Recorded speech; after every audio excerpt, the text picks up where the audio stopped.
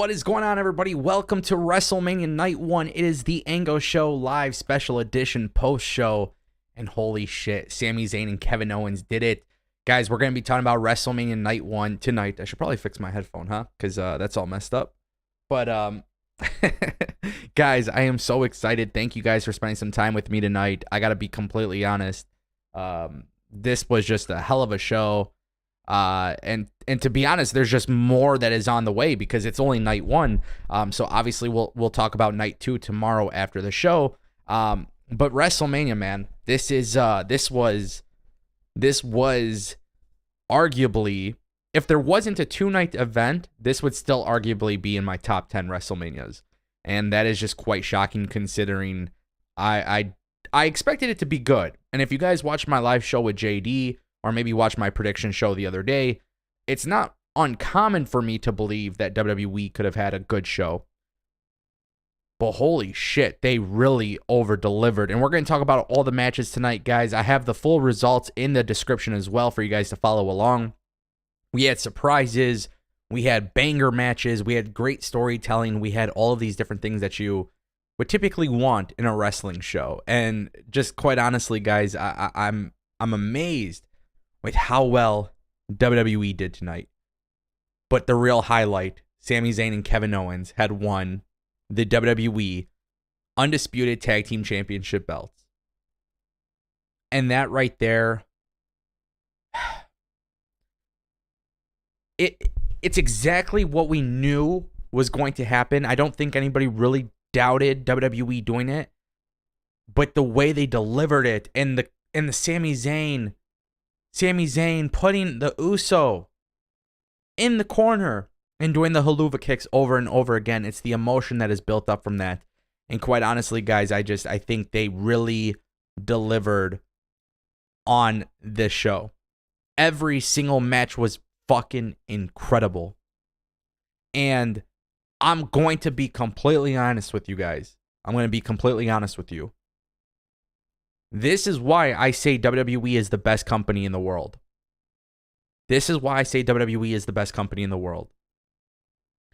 Tonight, I was watching WrestleMania 39.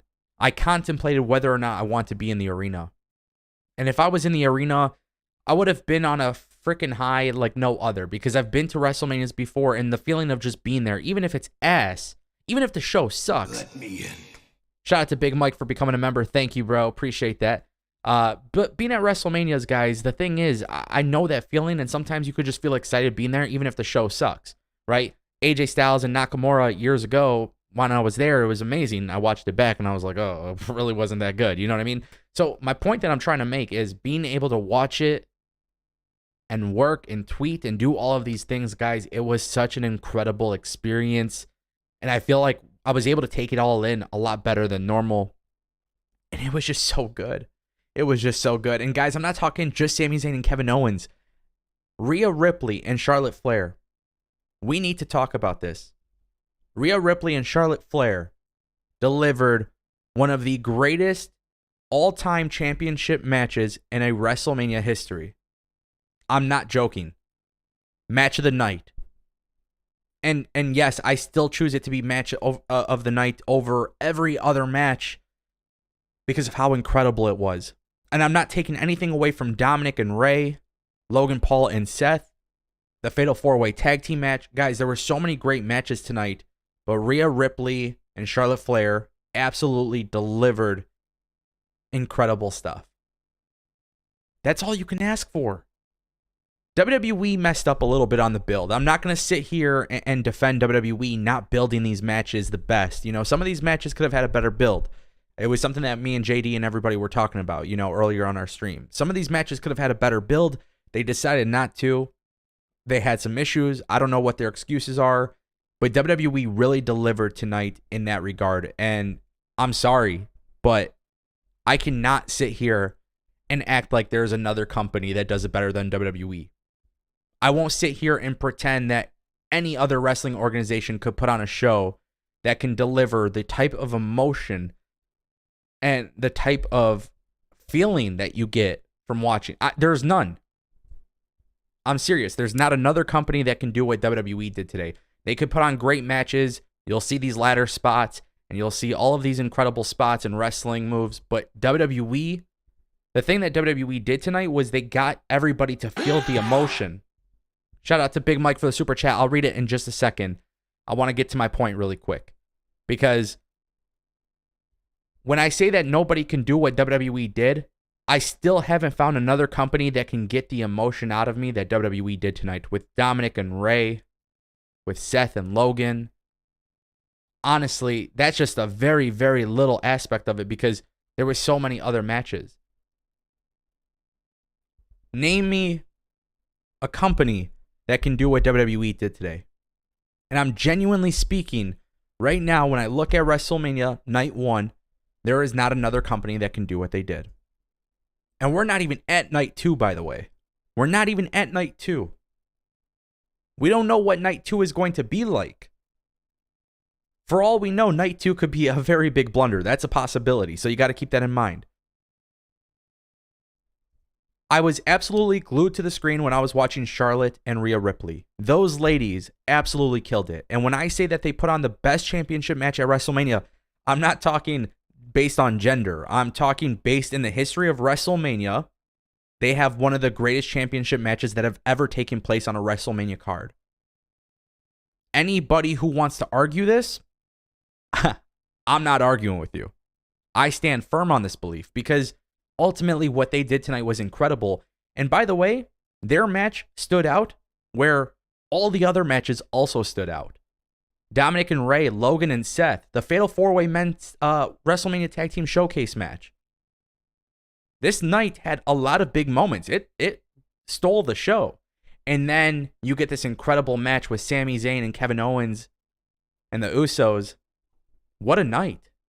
What a freaking night, man. It's unbelievable. I'm going to read Big Mike's super chat really quick, and then I'll go through the card one by one. We'll start reviewing the show by individual match. If you guys got super chats and stuff, you guys want to become a member, feel free to drop those. It's definitely appreciated. It's WrestleMania season, baby, so shout out to Big Mike. Big Mike dropped a $5 super chat and says, what do you think about Pat showing up tonight, and is there any way you could see Roman winning after the Usos lost? 100%. I've been saying since day one Roman should win. After seeing that crowd tonight, it will be very interesting to see how WWE can deal with that. They have to have something planned. Keep in mind, Solo Sikoa and Paul Heyman not out there tonight. I think there's a very big significance for that. Roman. Feed me more. That scared the shit out of me. Roman Reigns is for sure winning. I just genuinely feel like Roman Reigns is going to win. Let me turn down that alert just a little bit because it's kind of loud. I'm not going to lie. Yeah, I mean, I feel like Roman Reigns is winning. I do. But it's going to be interesting to see how that crowd reacts because if the crowd is anything like tonight, that crowd was absolutely incredible. They ate up everything. So, yeah, I mean, to be honest with you, I think Pat showing up, I want to bounce back to the Pat thing. Pat showing up tonight was a very genuine moment. For me personally, I like Pat McAfee. You need to do something to calm down the crowd. You got to cool down the crowd. Like, that's a real thing. I'm not going to lie to you guys. Like, you really got to cool down the crowd. By the way, how do you follow Rhea Ripley and Charlotte Flair, who had match of the night? You know what I mean? Their match was so incredible. You got to keep that in the back of your mind. So Pat McAfee and The Miz isn't going to be anything incredible. You get them to do a couple spots. You have George Kittle get involved. George Kittle's an NFL player, huge wrestling fan. These are the things that people will talk about in the mainstream coverage. Pat McAfee gets to stay involved with the WWE. To be honest, I thought it was actually a very smart decision for WWE to go this route. I genuinely believe that. I was super happy to see that they went that route. And then the best part is it cooled down the crowd. Sami Zayn and Kevin Owens had everybody on their feet. Shout out to Big Mike for the super chat. Yeah, we got another super chat from Dante Sinatra. Wow, it looks like we got some first-time super chatters here, huh? Shout out to Dante. He says, gonna be tough to top tonight's card. What a show. Also, that round table earlier today was legendary. Man, that was incredible. This is the type of stuff that we've been wanting to do for a while. And, you know, I think the best part about the round table, for those who missed it, we brought 4 really incredibly different, unique perspectives in wrestling and brought them together. We busted down the forbidden door. You don't see stuff like this on YouTube, but all different channel sizes, all different perspectives, all different personalities, all different opinions, and it was just awesome, man. I feel like I feel like that was a really cool thing, and actually Nate says it in the chat. He says, I like how Ango, Jesse, JD, and BC were talking about how bad Charlotte was, and look where we are now. Because, and the reality is too, right? Charlotte, her booking hasn't been that great. And nobody sits here, and it's like I said on the show, nobody sits here and says Charlotte Flair can't wrestle. You know, she can't be a star. She's incredible. We know Charlotte's incredible. But sometimes the booking doesn't reflect that. Sometimes WWE relies too much on Charlotte and plays it safe with Charlotte. And I mean, I'm just going to say it again. I can't stress.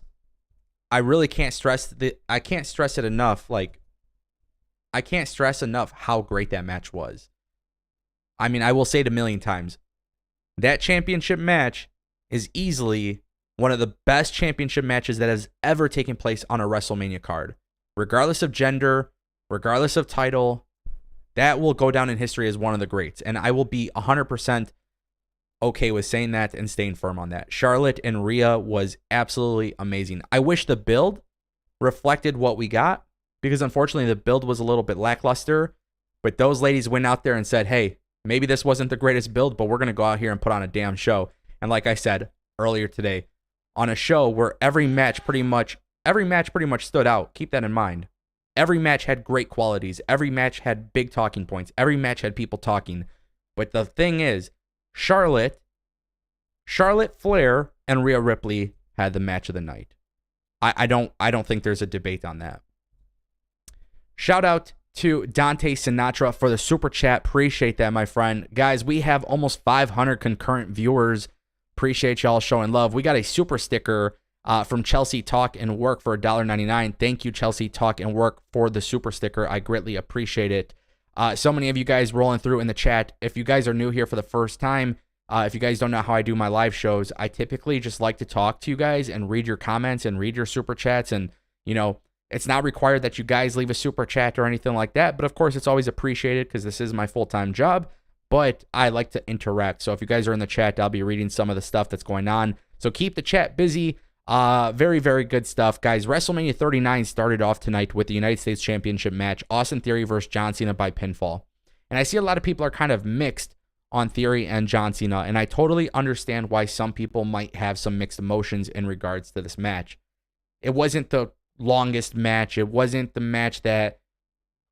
It was probably the most underwhelming match, to be honest, compared to all the other matches on the card, but it was booked the right way.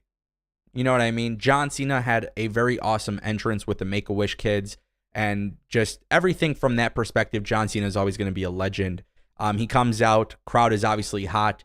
Austin Theory, essentially how the match ends, Austin Theory cheats, right? And he's the heel, and it made sense with that being the route that they decided to go. It was booked 100% correctly.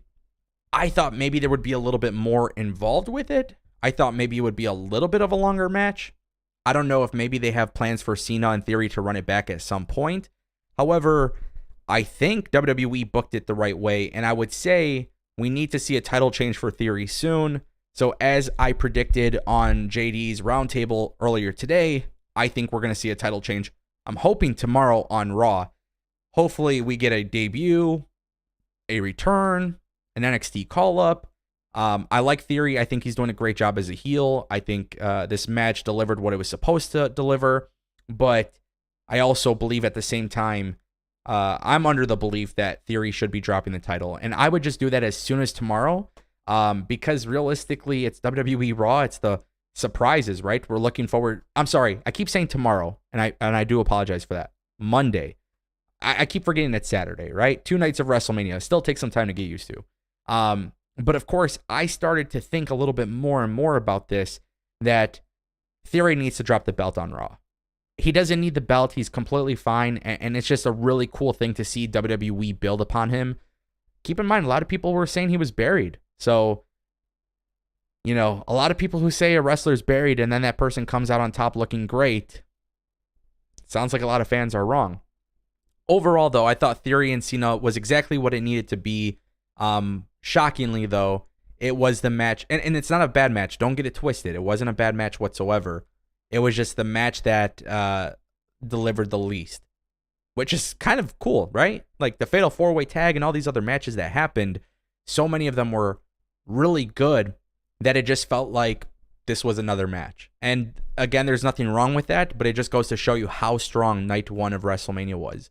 And night 2 is going to have a big run for its money, to be honest, because there's a lot of people looking on the card. You got Brock and Omos, and I know a lot of people are hating on that, and not a lot of you are Homo sapiens, and I get it. Maybe you're not a big fan of him, but if WWE is doing what they did tonight, tomorrow, night 2 is going to be insane. And I think that could be a really good thing for wrestling. And I think just in general, it's something that gets me excited. The next match that we get tonight is the Men's WrestleMania Showcase Fatal 4-Way Tag Team match. Alpha Academy, Braun Strowman and Ricochet, Street Profits, and Viking Raiders. Now, keep in mind, I've been talking about this match a lot recently. And one of the things I've been saying about this match was on paper, it's going to deliver. It's a showcase match. It's not the biggest match or whatever. It's not. It didn't have this incredibly big build. But obviously, when you look at guys like Ricochet, right? Guys like Braun Strowman, Street Profits, all these other people involved, you just knew they were going to deliver. Okay? That's exactly what they did. That is exactly what they did. They truly delivered in this match. This tag team match had great moments for everybody. And what was really cool about this match, more specifically, was the fact that WWE allowed everybody to get their spots in. Everybody was able to get their spots in. Ricochet wrestling like it would. I don't know how many of you guys have watched Ricochet's matches before WWE, but it felt like that's what we were looking at. That's what we were seeing in our hands. And Braun Strowman, all the big guys going off the top rope, by the way, but Braun Strowman had a freaking splash off the top rope. I put out a tweet today. I said, this is what you get for when you're hanging out too much with Ricochet. Because literally, Braun Strowman going off the top rope was a really, really cool moment. And just, again, it goes to show you how great WWE was. Is it weird for saying, like, it felt like these guys had a lot more freedom to wrestle? I know, I get it. Some people, listen, this is just the reality. Some people are going to say that, you know, Vince McMahon is running WWE. I personally don't agree with that. I know JD and BC were talking a lot about that in the stream, and I just really don't believe. I believe he has some input, don't get me wrong. I don't think he's running the show because Vince McMahon wasn't going to let any of these people wrestle.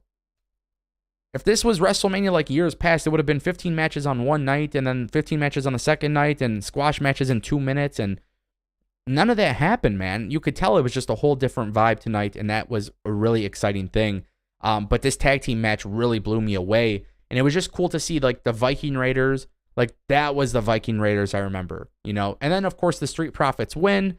Now, in my prediction show, I talked about Street Profits winning as baby faces, and then day 2 they come into WrestleMania as bad guys with Bianca when she drops the belt. Maybe that's a little bit too crazy of fantasy booking, but we were talking a little bit about it today at the round table. It would be nice to see the Street Profits and Bianca Belair switch it up a little bit. And one last thing I want to talk about, because a lot of people are sleeping on Angelo Dawkins. That dude ram trucked the living shit out of Braun Strowman.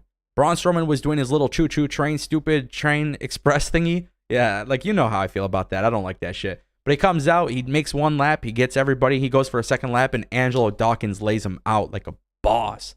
So if anybody was sleeping on Angelo Dawkins, please wake the fuck up, because that guy went absolutely ham, and it was just really dope to see Angelo Dawkins get that moment. And then, of course, Street Profits walk out as the winners. Super geeked about it. This tag team division, hey, no more excuses, WWE. No more freaking excuses. You changed hands with the title belts. You got some really good tag teams. Somehow, some way, I actually enjoy watching Braun Strowman and Ricochet tag team together. Somehow this happened. I don't know how, because for months I thought it was a dumb idea, but somehow I've gotten to this belief that that's the match. Or that's the tag team I'm wanting to see more of. And guys, they did some really cool stuff tonight. And it's all strange how it worked out in the end. But this was a really fun match. And again, every match really delivered. but that match was just really awesome, you know? And I'm not saying it's perfect, but again, that's what's great about WWE WrestleMania Night 1. I feel like every match kind of delivered something that I'm looking for, and that's really cool. Before we move on to the next match, we did get a super chat from Chelsea Talkin' Work for $4.99. Jay White would be a great surprise. I will talk more about the Jay White situation.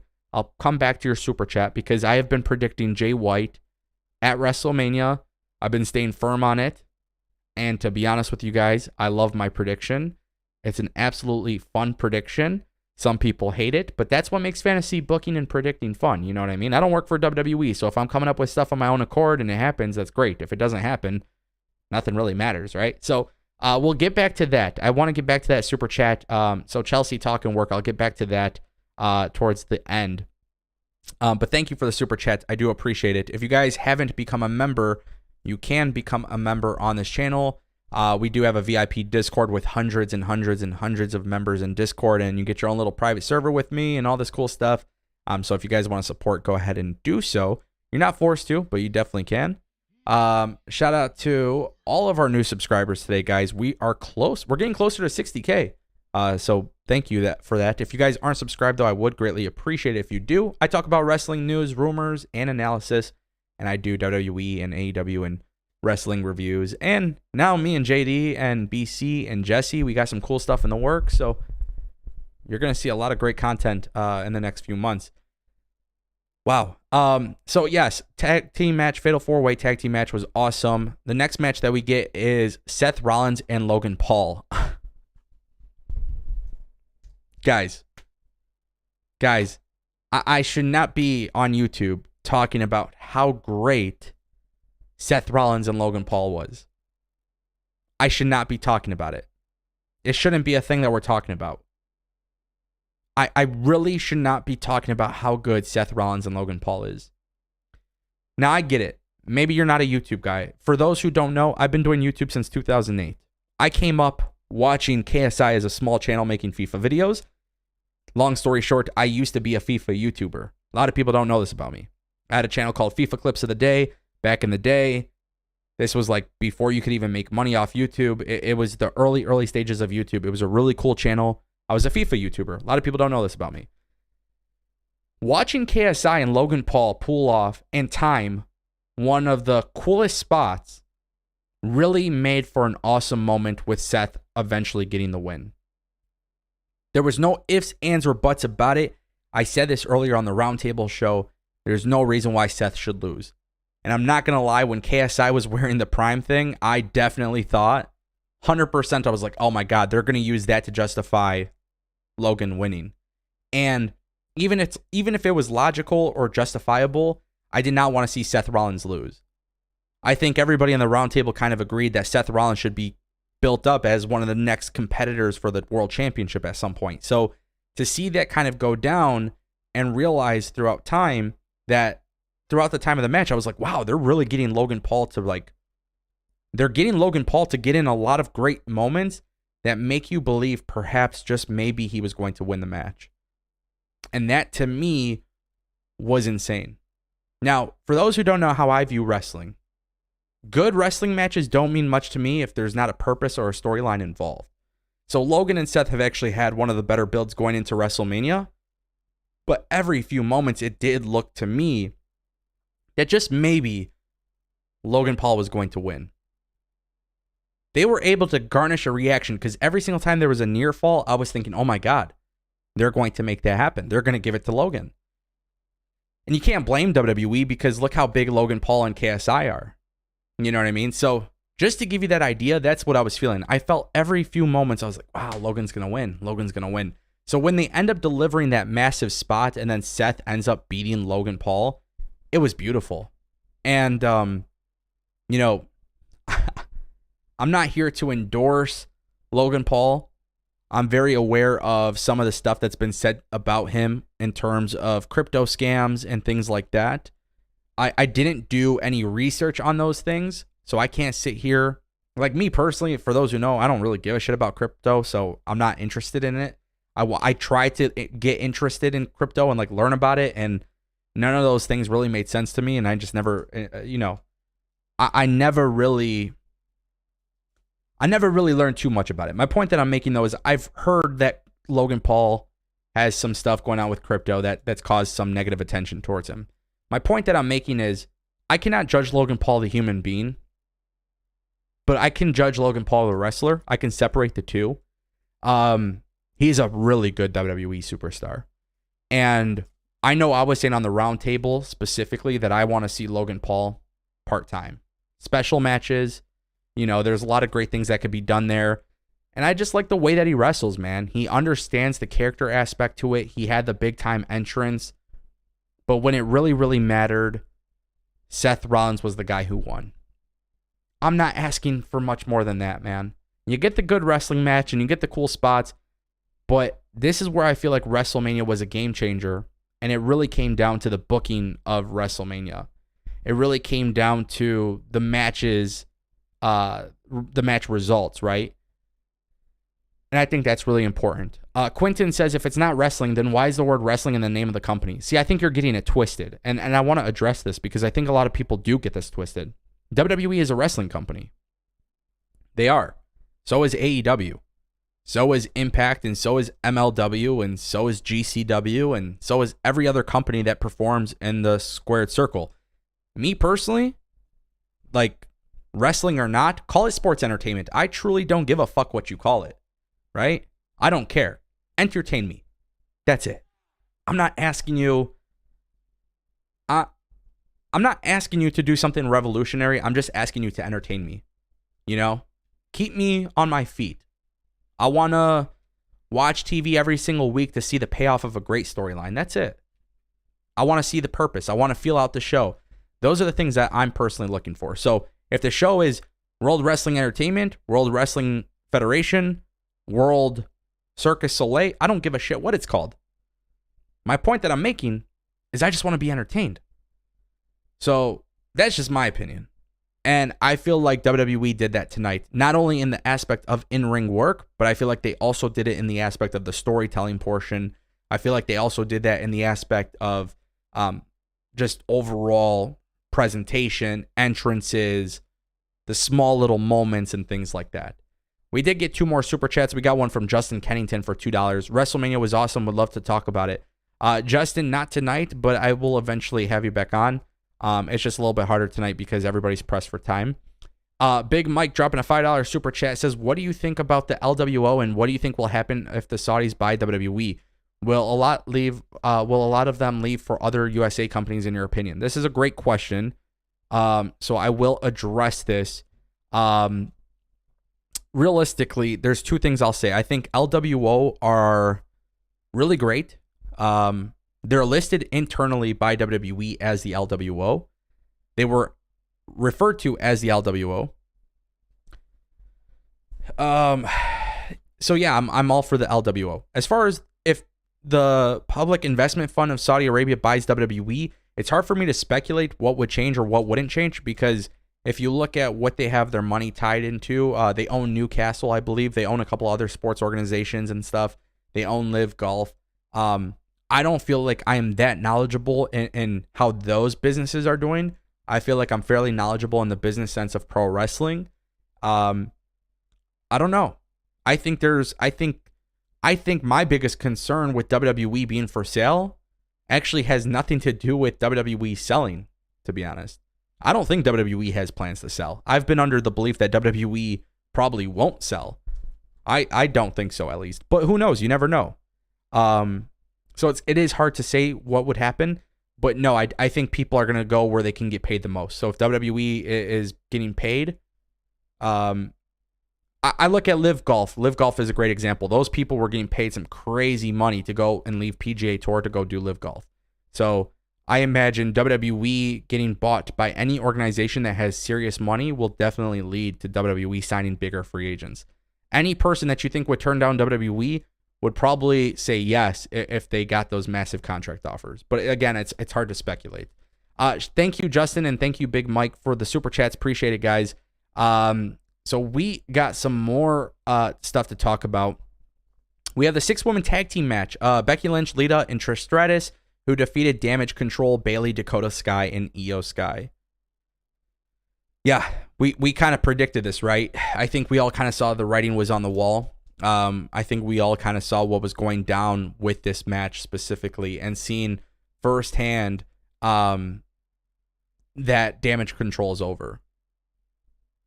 I think that's the thing, right? Damage Control to me is over. There's no rebounding from this.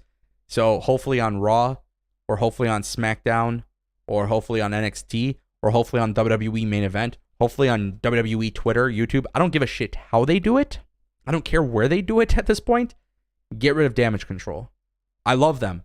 I love Bayley. I love Dakota Kai. I love Io Sky. This has been mishandled since the very beginning, unfortunately. They didn't deserve to lose. I would have not booked them to lose. WWE made that decision to book them to lose. So there's two things that I think could happen. You guys can tell me if you agree or disagree. My first prediction is that you have Io Sky and Dakota Kai stay as a tag team and turn on Bayley. I can see that very well being the case. I can see Damage Control getting a new member. Staying together, but getting a new member. And those are two things I can see happening. If I'm being truthful, I like my first option. If they're going to get a new member at this stage of the game, I wouldn't have had them lose to Trish, Lita, and Becky, which, by the way, they got to wrestle quite a bit, and the match was actually pretty solid. I know a lot of people were saying that this was the piss break. No, it wasn't. It was actually a very good match. I think Trish Stratus also did a lot better than I could have ever imagined. So, I don't know, man. It was a really, really good match. And they got to wrestle. I don't know what's next. I'm going to be honest. I don't know what's next. But I want to see what's next. I do want to add, with the whole thing of Damage Control being dead, the only reason why I'm willing to let it play out is because I let it play out with the Judgment Day. Judgment Day sucked in the beginning. It eventually got better. Now look how great Judgment Day is. So just kind of think about that.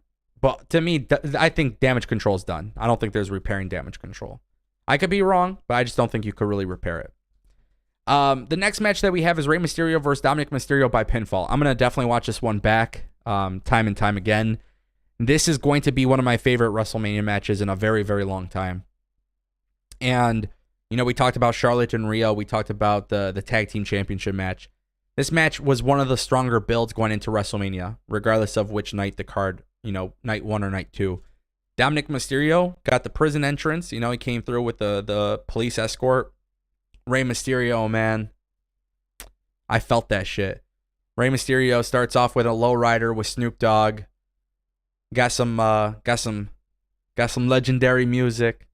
It transitions to Lie, Cheat, and Steal, Eddie Guerrero's theme song. And when I'm not joking, man, when that theme song hit, maybe just because it was so unexpected, I felt that shit. I genuinely love that moment. Like, I went back, just so you guys know, I went back and rewinded it just so I could watch it again. And I think people get so attached to wrestling. This is the crazy thing about wrestling. Fans get so attached to wrestling that sometimes they forget that Dominik Mysterio and Rey Mysterio don't actually have real problems, right? Which, it's silly talking about this, but a lot of people forget that because they're so bought in and so invested in the story that it looks like Rey Mysterio and Dominik really have issues. Rey Mysterio goes over. The story gets extended. Obviously, we got something massive happening for Backlash, which is cool. But then also, you got LWO involved. You get so many people benefiting from this. But if I'm Rey Mysterio and Dominik Mysterio, man, I can't imagine what that footage looks like. I hope one day they can show the footage. But you just know that after that, they had to feel amazing about how they performed. The crowd was eating it up. And Dominik Mysterio, god dang it, dude. This kid, the number one thing I talk about in wrestling is like I just want to feel it. I just want to feel some sort of emotion. I want to get a sense of the direction that they're going. I want to feel like I just want to feel attached to it, you know? I want to feel good about what I'm watching. Like I just want to feel emotion. And Dominik Mysterio, I mean, it happened with the entrances. When Eddie Guerrero's music hit, you just knew this was going to be a freaking good night. But then Dominik Mysterio being a freaking amazing heel. Look at how far this kid has come since the pandemic era of WWE. And like I said, I can't speak for Rey and Dom, but I can speak for myself. I think I could speak for a lot of fans when I say that was a hell of a match. And there's just so much more. There's so much more to come. And I love that. It's all about drawing emotion from fans. People are invested. They've been invested in the storyline. So when you see Dominik Mysterio grab the cup of water and spill it in his sister's face, and he's telling his mom to shut up, and then he takes the chain from Damian Priest's jacket, you know, all of these small little things, it all adds up, man. That entire match, literally from Eddie Guerrero's music hitting to the moment that Rey Mysterio pinned him, that match not only benefited LWO and Bad Bunny and Judgment Day and Dom and Rey, and everybody got a benefit from it, but it made fans really feel that shit. You had fans on the edge of the seat. That to me is what wrestling is about. I thought their in-ring stuff was good, and I thought they had some great spots and great moves, but to me it was about the emotion that they were drawing out of me. So no, I don't care about 659 million splashes. I don't care about some of these crazy ass moves that people do in wrestling. That stuff is what I want out of wrestling. And there's no right or wrong, right? Like you can like the wrestling and the flips and tricks and stuff. Maybe that draws emotion out of you. But for me, that's the type of stuff I'm invested in. And maybe that's popular, maybe it's not. But I genuinely felt that emotion that I was feeling from watching Rey and Dom led me to believe that was going to be match of the night. It wasn't until we got Charlotte and Rhea Ripley, which, as I've said before, ends up being one of the best championship matches in WrestleMania history, regardless of gender. So it just goes to show you how many great things happen on night one of WrestleMania. Unbelievable. Unbelievable. So yeah, Rey Mysterio defeated Dominik. Just so good, man. So good. We're going to get some more stuff with Backlash. This is definitely not over. Super geeked to see what happens.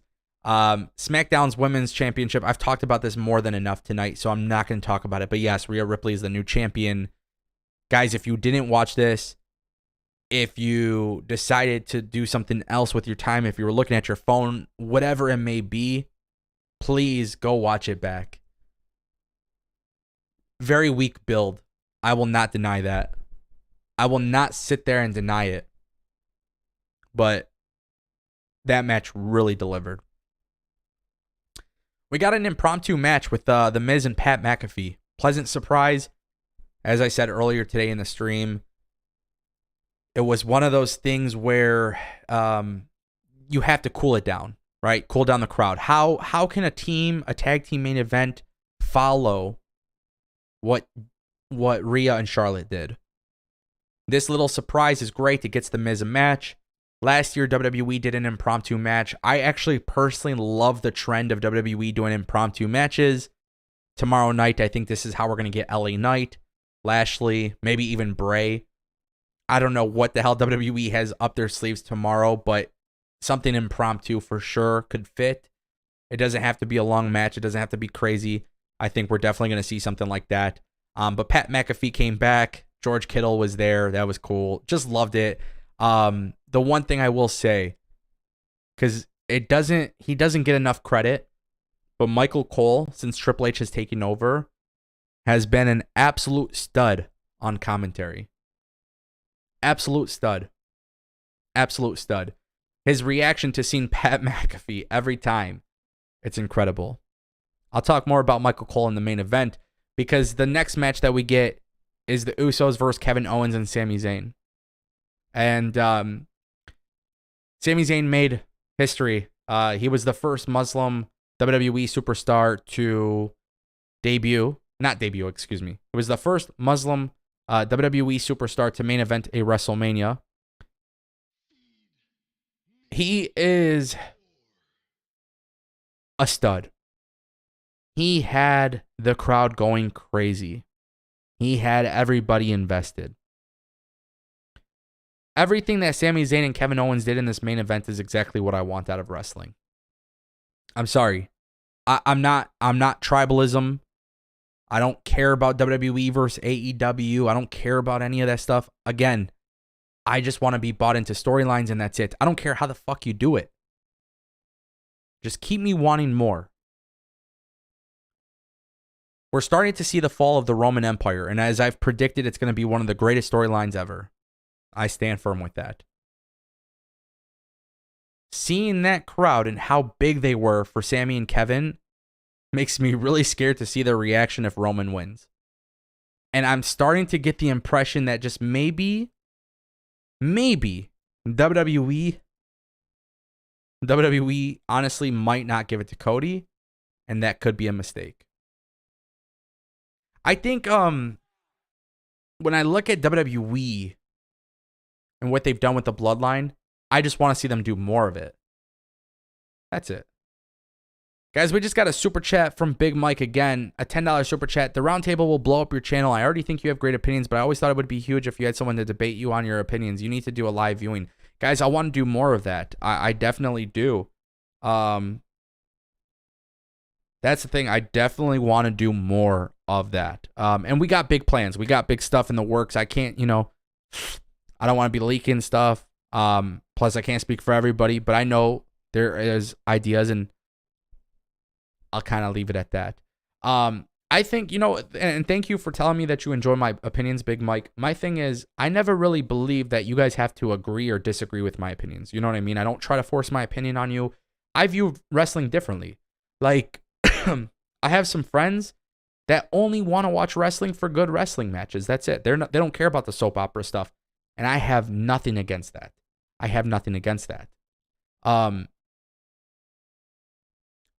I think what I personally enjoy out of wrestling, I think there's a large percentage of people who also enjoy that. And if they enjoy it the way I enjoy it, then maybe they will enjoy my opinions. But if you're somebody who doesn't view wrestling the same way, you might not.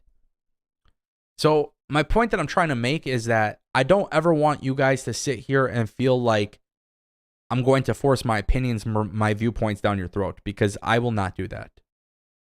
I like to engage in conversation and come up with fun stuff. It might be a good take. It might be a bad take. It's subjective. But that's the fun thing. I like to have fun with wrestling. I think wrestling is fun. I think you can do a lot and expand outside of that. And I think that's a really good thing. Thank you, Big Mike, for the $10 super chat. I appreciate it. This match, guys, it was unreal. It was unreal. Just the emotion. Again, it's kind of like the Dom and the Dom and Rey Mysterio stuff. Like, it's... I don't know how to explain it, man. I don't know how to explain it. It's all about the emotion. It's all about the emotion. And I think once you get those emotions out of you, man, you just want to see more of it. That's it.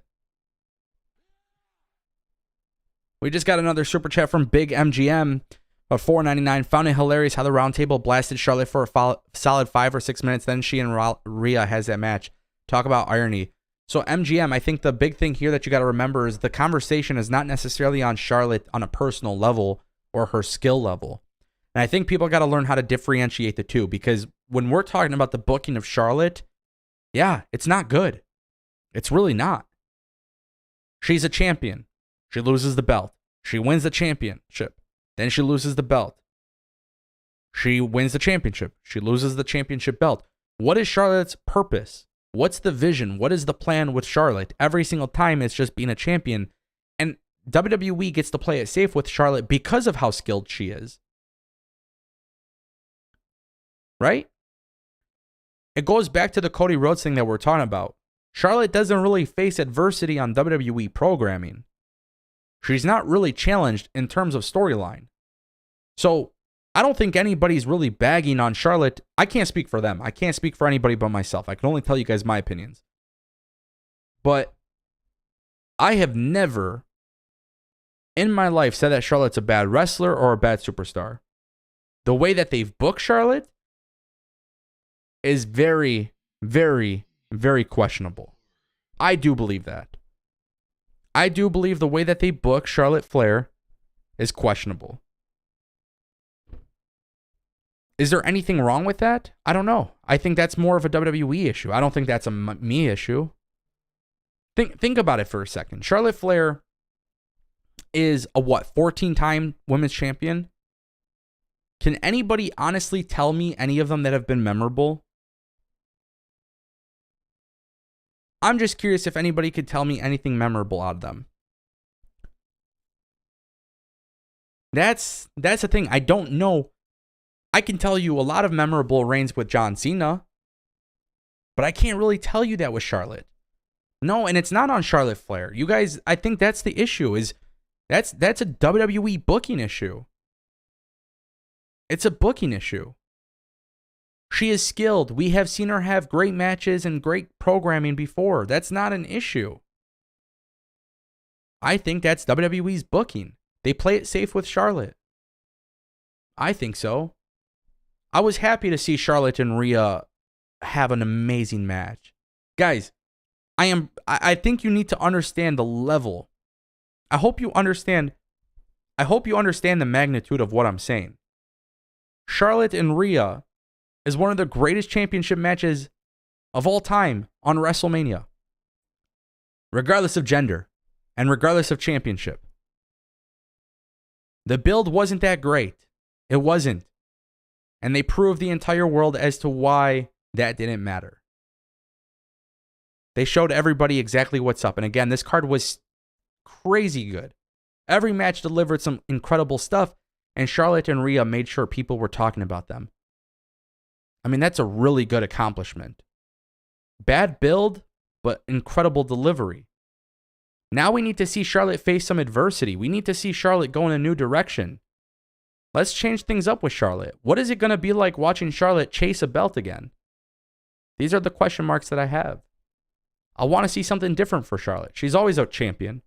And when she's not a champion, she's always competing for a championship or competing at the very top. What is the adversity going to be? What is going to be the purpose of Charlotte Flair on WWE television after losing to Rhea? That's the real question mark. Because if you really, really want, you can have Charlotte and Rhea main event next year. Let's build this as a trilogy. I don't understand why WWE doesn't do this. Maybe because they do 20 million. Vince McMahon did 20 million rematches. Okay? But in UFC and boxing, sometimes they do these trilogy cards, you know? These trilogy fights. Why not do that with Charlotte and Rhea for WrestleMania? So, I will say this a million times. The build was not good, but they delivered the best championship match. They delivered one of the best championship matches of all time on a WrestleMania card. And again, that's regardless of gender and regardless of the championship belt. And what they do with Charlotte after, I have no idea, but I would love to see her go through some adversity. And I would love to see Charlotte and Rhea Ripley at WrestleMania 40 and build it up as a main event match with a very big storyline, very UFC trilogy-esque, right? We see UFC build up trilogy fights for their pay-per-views. Let's see that with WWE, Rhea, and Charlotte. Let's do something massive with them. Otherwise, we're just going to get these ridiculous builds that aren't that special. And obviously, they're good enough in the ring. But don't you guys want a massive storyline for the women's division that's on the same level as the Bloodline? I mean, you have the talent to do it. Why not just do it? Big MGM, appreciate the super chat so much. Yes, definitely ironic, by the way. But it's really good stuff, man. Really good stuff. I'm going to bring in a caller. We're going to have Billy join in on the call. This was great. If you guys want to drop more super chats, feel free to do so. Let's bring in Billy. Let's see. We're going to try to bring in Billy. Billy has been on the channel before, so we'll see if we could get him in. What's up, buddy? Maybe. I'm having an issue. I'm having an issue with Discord getting, or not Discord, but OBS. So you don't have to be on video if you don't want to. It's not a big deal. Okay. Yeah, for some reason it's just like botching right now and being live, and we have hundreds of people watching. I don't want to fix it. So yeah, no, trust me, I get it, bro. I get it. So obviously, guys, this is Billy Davis. I'll put his links in the chat.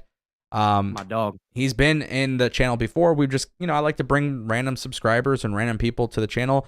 Billy, on the other hand, is not random, so it's actually it's a lot better to have these conversations. Billy, I thought WrestleMania Night 1 was a fantastic, fantastic pay-per-view, and I just want to hear your opinion, man. That's really what it comes down to. So number one, I think I pulled my back, something in my back. I was so excited at the end. I don't know, the emotion the roller coaster that I went on with Sami, Kevin, and the Usos, it was outstanding. The night as a whole, huge fan. Some things were definitely better than others, obviously. But no, the full takeaway is just that it was, I'd give it a big thumbs up, man, truth be told. What was what would you say was one of the big letdowns of the night? Probably the women's. I think just speaking for everybody, I feel like everybody kind of had the 6-woman tag team match. I don't know. I feel like it was a little bit of a letdown. I feel like I didn't get exactly what I wanted out of it. So what did you want? Hold on, what'd you want? So I was actually texting a buddy of mine, and he kind of like relayed it to me. He was like, yeah, it just kind of feels like, Trish and Lita, not to say that they were bad, but they just didn't look the part, I guess, in a sense. Obviously, they're older now. It's hard to What's the part? That. What's the look? I'm confused. So when I say that, I mean, like, they just, obviously, you could see that they're getting older and stuff like that. So? And I don't know. It's a great spot, obviously. I'm not saying anything to that. Obviously, it's great that Trish, Lita, Becky, it made everybody look good and the moment felt good. But again, I'm not going to say it was the biggest letdown. It felt like a letdown. I feel like I could have gotten more out of that. That's all I'm saying. That's it. No. Okay, here's the thing. I'm confused. Yeah. Wanting more out of it, I don't really get. Like, you didn't really explain to me what more you wanted out of it. All I heard was they didn't look the part. More excitement. I think you said it. I was watching the live before I hopped in. More excitement out of it. It felt like it. Yeah, like honestly, I felt like I could have went to the bathroom there and been fine. You know what I mean? So when you say more excitement, I want you to give me an idea of what this means. Like, give me a breakdown. Like, give me like something specific that makes you believe you would have been excited. Because looking the part or not looking the part, I don't think has any correspondence to actually being excited or not. Okay. So I'm trying to get like what specifically would you say is you were looking for to make you excited? So I feel like I was looking. Again, you want to see those big moves and you want to see them in a big spot. And for me, I felt like I didn't get those big moves. I think Lita and Trish, they went to go do what the Hardys did. And it felt sloppy. You know what I mean? So you're talking from an in-ring perspective. Yes. Okay. Yes. Thank you. Okay. A lot of the moves felt sloppy. Now, obviously, they're human beings. Like, you can't determine whether or not, you're going to hit the move correctly or not. But you just, as a fan watching, it's like you want that full experience and you want to see them hit those big moves the right way. You know what I mean? Me and you have great conversations on wrestling. I think this is the first time I've ever really given you pushback on something. Because I'll be honest with you, I am not seeing it the way that you're saying it. So hey, I don't know. You know what? That's the good thing. That's the good thing about this, though, right? No. Because here's the thing, though. Because what you're telling me is that you're saying, like, from an in-ring perspective, right? Like, you're saying it sounds. I think you're kind of not wording it the way that you actually want to word it. I think what you're trying to say is the match from an in-ring perspective didn't go up to the standards of what you wanted out of the in-ring match. Yeah. Okay. That's fair. Yeah, that's fair. What threw me off is what you were saying about them not looking the part or looking the part or, oh, they look old or this and that. Yeah, thank you for fixing that because obviously that's not what I meant. Well, here's the thing about that, right? If they look old, well, let's just face the facts. It's not like they're not 18 years old. You know what I mean? So I think when it comes to like the whole age aspect and how they look, obviously I would not expect them to be the best versions of themselves compared to when Lita was fucking doing the craziest shit. You know what I mean? Right. Which to be fair, Lita actually hit the moonsault a lot nicer this time than the last time she do it. She did. I'm not gonna say every move felt bad. You know what I mean? Obviously, some of them felt really good, especially like Io Sky, for instance. Yeah. Who, I mean, she looked amazing. You know what I mean? Yeah. I mean, to me, this and I feel bad for Cena like this because I thought the match was good, right? But also my expectations are different maybe because I know that Lita and Trish aren't going to be incredible. I actually disagree in the sense I thought Trish looked a lot better than I expected.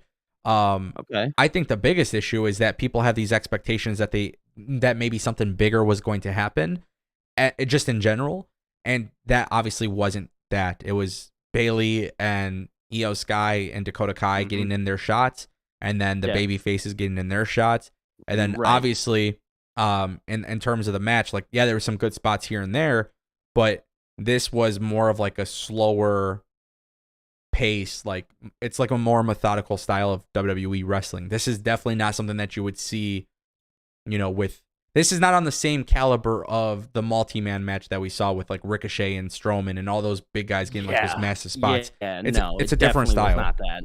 Yeah, it definitely. That match, I mean, that's a whole different topic. That match was amazing.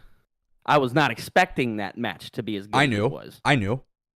Because I'm not Billy. I can correlate a difference between build and the build and the actual finish. And we said this. I know me and you have talked about this countless times, but like I prefer a good build because it just keeps me watching or whatever. But yeah, I mean that's the investment part of it, of course. But also look at that match. We're not talking about some scrubs. We're talking about world-renowned wrestlers who are WWE superstars who are really, really talented at what they do. So I wasn't shocked one bit by this match. Actually, if there was anything I was disappointed by, it would have been nice to see some more theatrics, like with Maxine and Otis and bringing those out.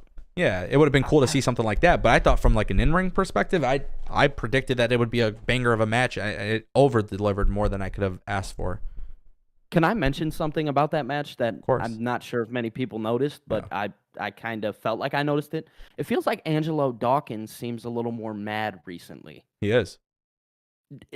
And am I not crazy for thinking that? Like, you can see it in his face. He seems a little more mad. I think, obviously, going back to the Elimination Chamber and Montez Ford getting those crazy spots in and having that great night in the Elimination Chamber, I feel like we're starting to see that burn a little bit. Would I be crazy for saying that? No, you're definitely not crazy. I mean, I think it's been very evident in the last few months that they've done.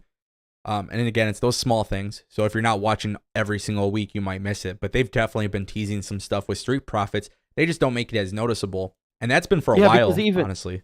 Even last night at the Hall of Fame, there was like a little play on it with Montez Ford when Byron Saxton actually came up to him. They had the same, him and Montez Ford, they had the same like suit on. And Angelo Dawkins was just dressed down in a plain suit. And obviously Montez Ford said something about it. It was just a cool little thing. I don't know. Again, I feel like that's something I'm noticing watch happen. Yeah, it seems like it's worth it. Yeah, so what's cool, though, is I think right now, Angelo Dawkins, people are sleeping on him. And I've been saying this for a while. But the reason why... like a monster. Progression, dude. Progress. Man, and he's starting to look the part, too. Like, especially like in his physique. You know what's the saddest thing about Angelo Dawkins versus Montez Ford? When the inevitable split happens. Right, because it's bound to. It's going to at some point. Whether it's this year, next year, 3 years from now, it don't matter. When the eventual split happens, they're going to have one of them go over the other. And that's yeah. I think people don't realize how good they can be as singles guys, where it's like, I don't want even one of them to lose. Part of me would love for them to split, kind of like without being on bad terms. Yeah. Like I swear to God, man, I would love for them to do it the WWE draft and just split them up. So you want them to go the more traditional route. You don't even want to see them wrestle. Not yet. Not yet? I don't. Why is that? I think both of them could be solo guys that are really successful in WWE. But don't you think as fans maybe we deserve that? No, not yet. No. Fans not yet. need to stop getting fucking spoiled with everything. Just for the sake of you can't just do things just for the sake of doing it. And I hate that. That's the one gripe I have about wrestling. And I will continue. I don't feel like I harp on this enough, but doing something just to do something for a quick pop or just to get people to react, I think is sometimes I think you gotta let things actually breathe. And Billy, I'll be honest with you, that's one of those things where I think you can actually, like, eventually you do the match. Right. But let them go and build on their own. Because Angelo Dawkins, I'm going to give you a history lesson. Actually, fuck it. You know what we're going to do? Live stream, chat. You know what we're going to do? I'm going to show you guys a picture of Angelo Dawkins in NXT. I think this was 2012. Just to give you an idea of what he looked like and his character and everything, because a lot of people don't even know that this is Angelo Dawkins. When I tell you guys he spent a lot of time in NXT, nobody... Did you say 2012? I want to say it was 2012, yeah. This was a long time ago. Really? He spent, just so you guys know, he spent a lot of time in NXT, and they had nothing planned for him. This is what he looked like. I'm going to throw it in the on the stream. That was Angelo Dawkins. Billy, I'm going to throw it in Discord for you. Yeah, thank you. That was Angelo Dawkins. Oh, my. So just to give you that idea of... It's so crazy watching these people grow. What in the world? So we're talking about a guy who really came a long way, right? Yeah, most definitely. Are those Beats headphones? I don't know what the hell those are, bro. I don't know what the hell those are. But my point I'm making is it's crazy, right? So yeah, dude. So I've seen Angelo Dawkins go a long way. I've seen him literally be nothing of importance in WWE to if you want to know the truth, now getting this light. I'm gonna be real with you. There was times where a lot of people were like, "Yeah, he's just gonna get cut." Well, that's what that was like the social media. That was a social media thing. Like, oh, because there was no such thing as Street Profits at the time. Well, because okay, let's just go back 1 year, right? Yeah. 1 year ago, we were saying Montez is the guy. Montez is the guy. He looks the part. He plays the part. This, that, and the third, right? 1 year later, now you're questioning. You're like, man, like, could it be both of them? It could be both, 100%. Exactly. We don't have to pick one. We don't have to pick one. No, it doesn't have I to don't be... think in this scenario. I'm gonna agree with you. I think that in this scenario, you could get away now, and I'll argue this fact: if you wanted to, do it in the sense of just your regular traditional tag team breakup, they fight, this, that, and the third, you could do that too. Now, your way is not wrong either. I could see it both working. Billy, you know why does every tag team, every fucking tag team have to break up and just turn on each other? Why is it like best friend turns on each other because they're jealous or this or that? I mean, the traditional wrestling story tells you that okay, it works. It's 2023. Wash, rinse, repeat. It's 2023. Why not change it up? I mean, yeah, and like I said, I say you can get away with that as long as the story is good. Now, in the same sense, you can slow burn the story your route, right? You slow burn the story and you make it better. You know what I mean? Because over time, it's gonna get better because the more time you put into anything, obviously it's gonna have a better outcome at the end. You know what I would do? What's that? You want to hear what I would do? Slow burn storylines, because I fucking love these things. WWE has been killing it with the long-term stuff. I have the draft. I do the draft. I have Montez and Angelo Dawkins get split up at the draft, right? And especially right now, the way that it looks, I could see that being the case. Your way, I definitely see being the case just because of the little hints that they're throwing out there. Sure. So maybe one goes to SmackDown, one goes to Raw, one wins the championship, one doesn't. And you start to see the little pieces in the seeds thrown. Ready? So here's what you do. You do the brand split. One of those guys win the U.S. title. In my prediction and my belief, it would make more sense to do Montez Ford specifically for the reason that he's actually competed for the U.S. title in recent months. He was part of the chamber the match. Elimination Chamber. So it would make more logical sense for him to be involved. I would have Angelo Dawkins pick up wins on SmackDown, pick up losses on SmackDown. It doesn't have to be anything crazy. During WWE digital exclusives, or maybe when they're traveling and doing house shows, they got a camera on them. They're on good terms. Everything looks good. For the next year, they're both doing their own thing. You never forget that they're part of Street Profits, just like the New Day, right? When the New Day got separated by draft, they were still showing each other love. You do the same exact thing. WrestleMania 40 comes around. You have Angelo Dawkins officially turn heel because he's jealous of all the success that Montez Ford had. And Montez Ford, as he got more successful, he ended up being more distant. He's not calling Angelo as much. He's not buddy-buddy with him as much. And then from there, you kind of build the storyline aspect of like Angelo Dawkins is pissed off about it. He's all for it. Like, he's all for setting up the feud. And then what I would do, if I were WWE, if I was doing a WrestleMania match between the two, I would say WWE would be really smart if they had Angelo Dawkins win. And then they go back to Backlash and Montez ends up winning.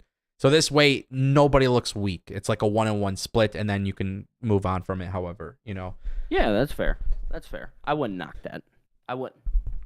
I just think it's really important that if WWE is if they're going to push one or the other, bro, like, you don't got to rush into it. And I just feel like, Street Profits are great, man. Listen to the crowd. Maybe it's the wrong time to split them up too, Yeah. But the crowd, absolutely. The crowd is really good right now, and I think when the crowd is that hot, it's like, Kevin Owens and Sami Zayn are going to need legitimate tag teams. Yeah. So why are we breaking up tag teams? The legitimate ones, right? So I don't want them to do that. I think that would be pointless. I think it would be really bad for WWE to do that. But also, I would be really happy to see how WWE goes about it in the long term of things. Both guys are great, but tonight, Angelo Dawkins got that. I think he got the pin, actually. I think he's the one who won it from him. Yeah, Dawkins did get the pin, yeah. But he laid Braun Strowman the fuck out, and I'll be honest with you. Man, dude, he fucking did, bro. That was It was something, dude. It was something. That was impressive. And very impressive. Just looking good, you know what I mean? He looked great, and I think that's one of the cool things about WWE tonight. A lot of people looked a lot better than I could have ever asked for, which was great. Can I ask you a question? Of course, dude. What was your takeaway from the main event? I wasn't able to hear all the way, and you don't fucking banger. It's a banger. I thought it was great.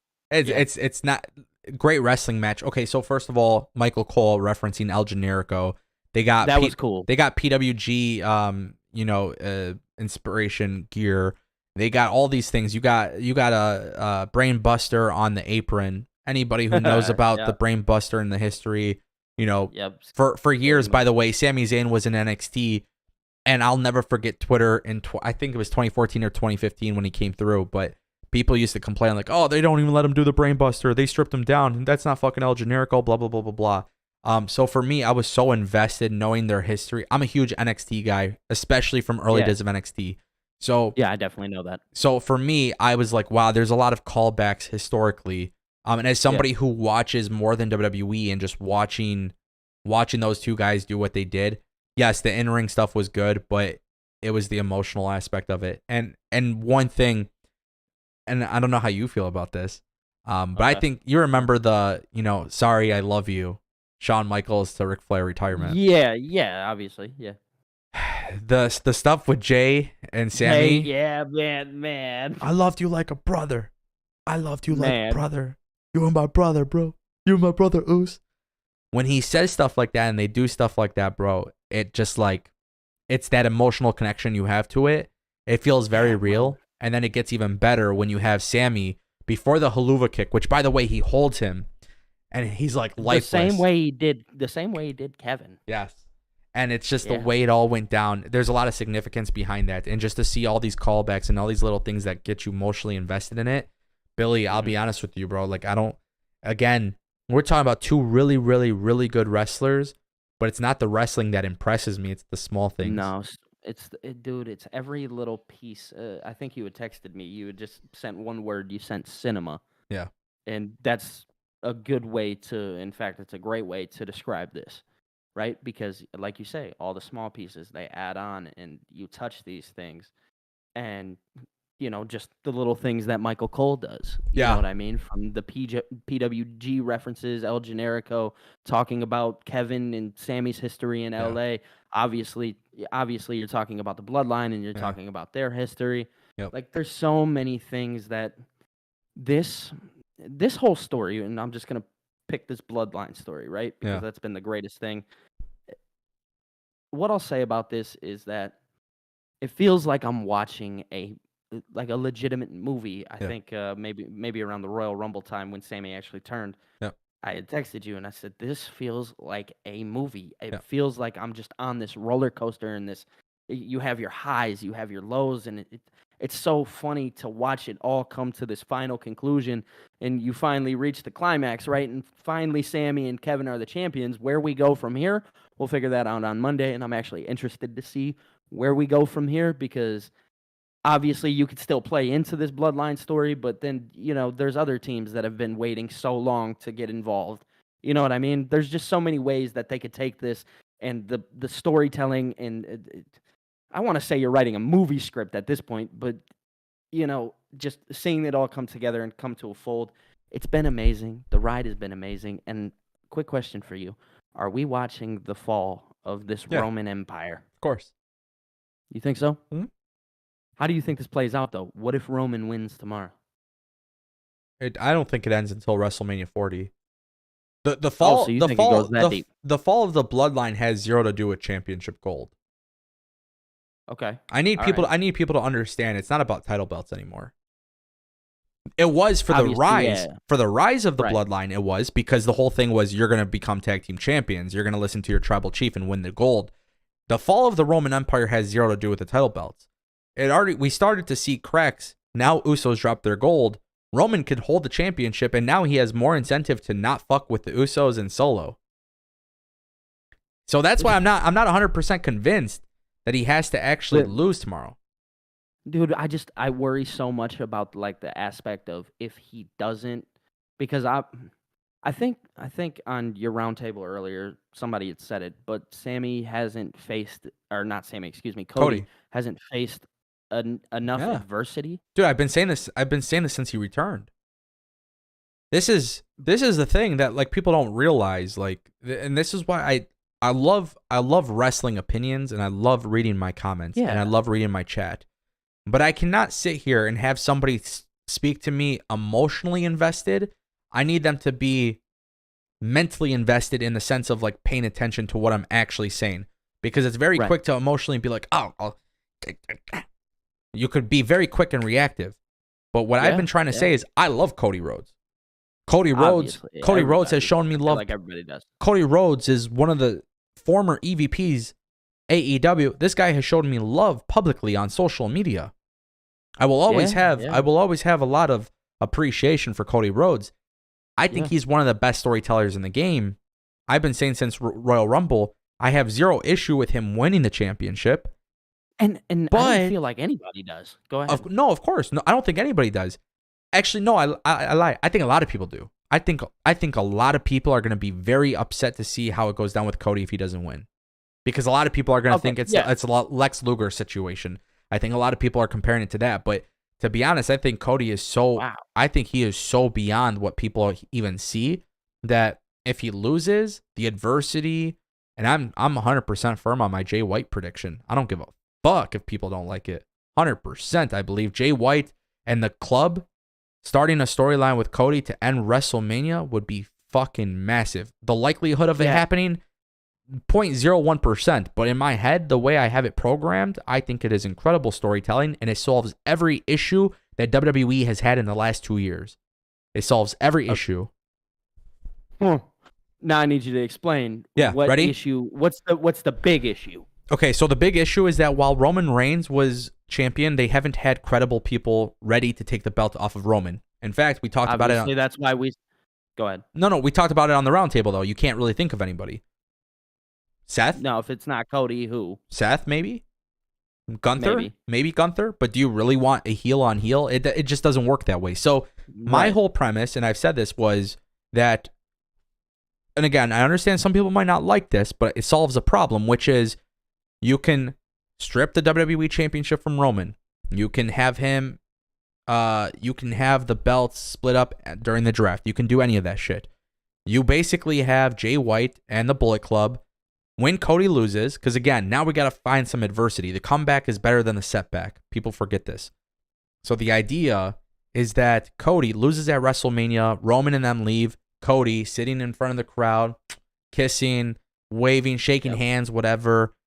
The club takes him out.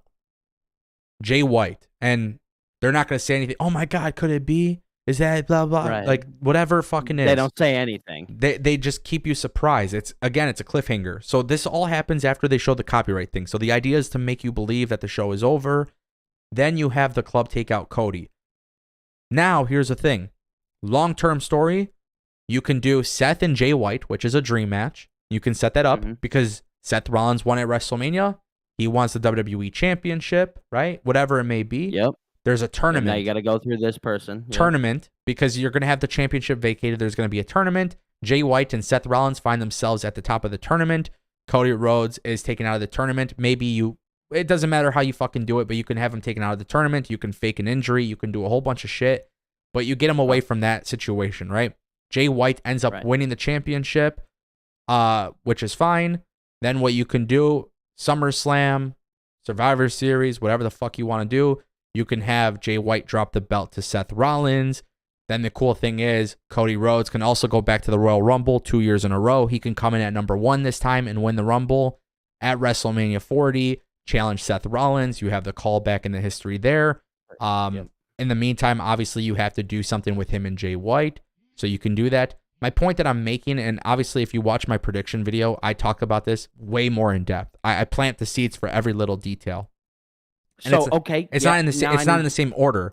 But my point that I'm making is the solution that you have now is whatever's going on with the Universal Championship, whatever Roman Reigns is doing on SmackDown has nothing to do with this. You're building contenders. So you have a title picture now with Jay White, Seth, Cody, guaranteed. We're not even talking about other guys who are climbing the ranks. We're not talking about maybe Randy Orton who comes back. My point that I was trying to make with that fantasy booking is you have people constantly being fresh for a championship opportunity being built up in stories. And then in reality, I wouldn't actually do, in my opinion, I wouldn't even have Jay White win the championship first, actually. The way I explained it in my prediction, in my prediction, I actually have Seth Rollins winning it, Jay White being a heel, taking it from Seth Rollins, and then Cody beating Jay White at WrestleMania 40. But either way, there's all callbacks because Jay White took out Cody, right? So there's a lot of more detail in the prediction video that I made a couple days ago. And then I tweeted it out as well, and I seen a lot of blowback on Twitter because everybody's like, their first reaction was like, "Oh well, WWE fans don't know who Jay White is, so like they're not gonna react to it, Ango."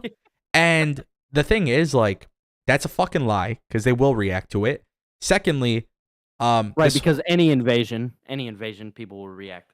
For sure, but fuck the invasion. WWE fans aren't stupid. It's WrestleMania. You got people flying from every continent in this goddamn place. And This is diehard fan.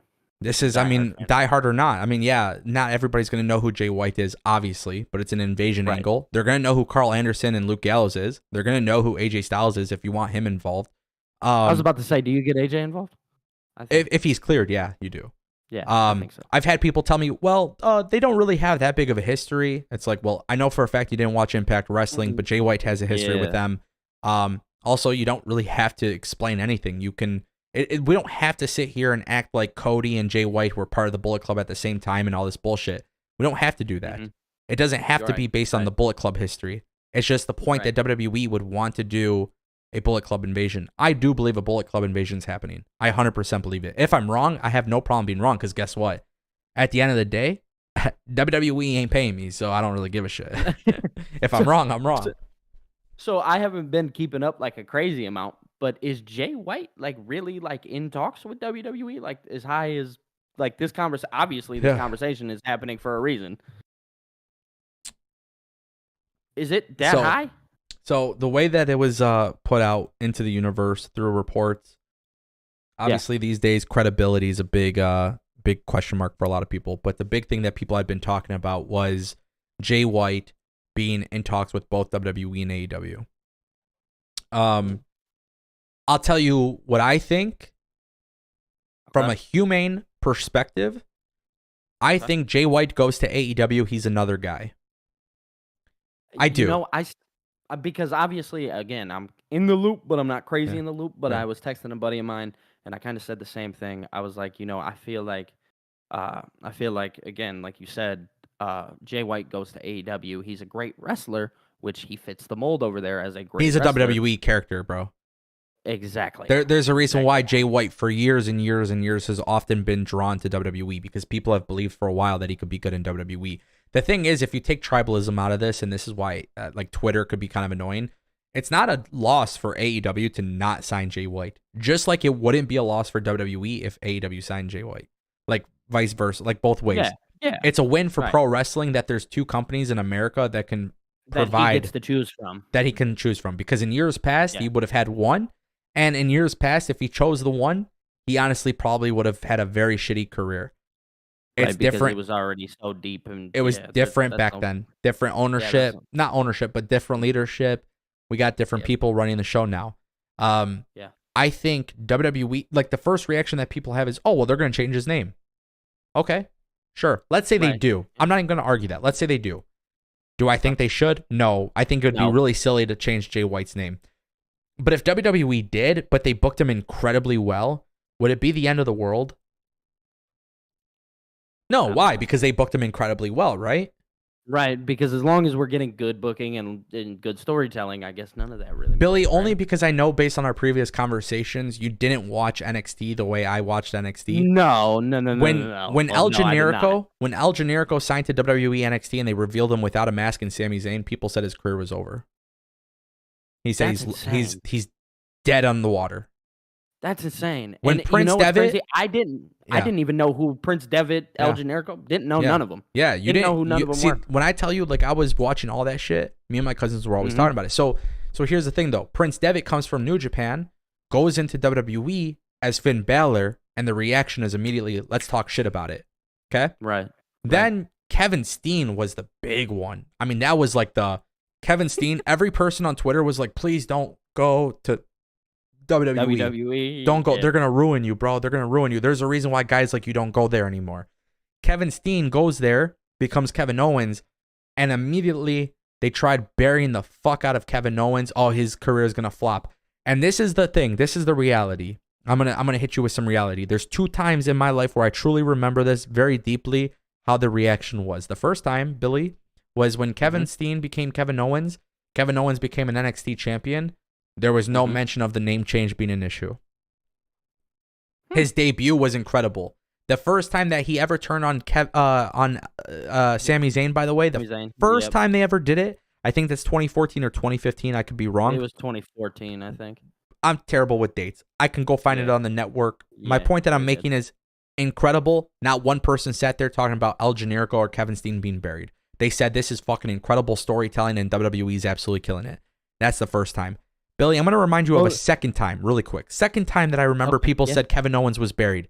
It was at the same time that Kevin Owens' contract was reportedly coming up, and people started the rumor on Twitter that Kevin Owens was going to AEW because WWE has been booking him like shit.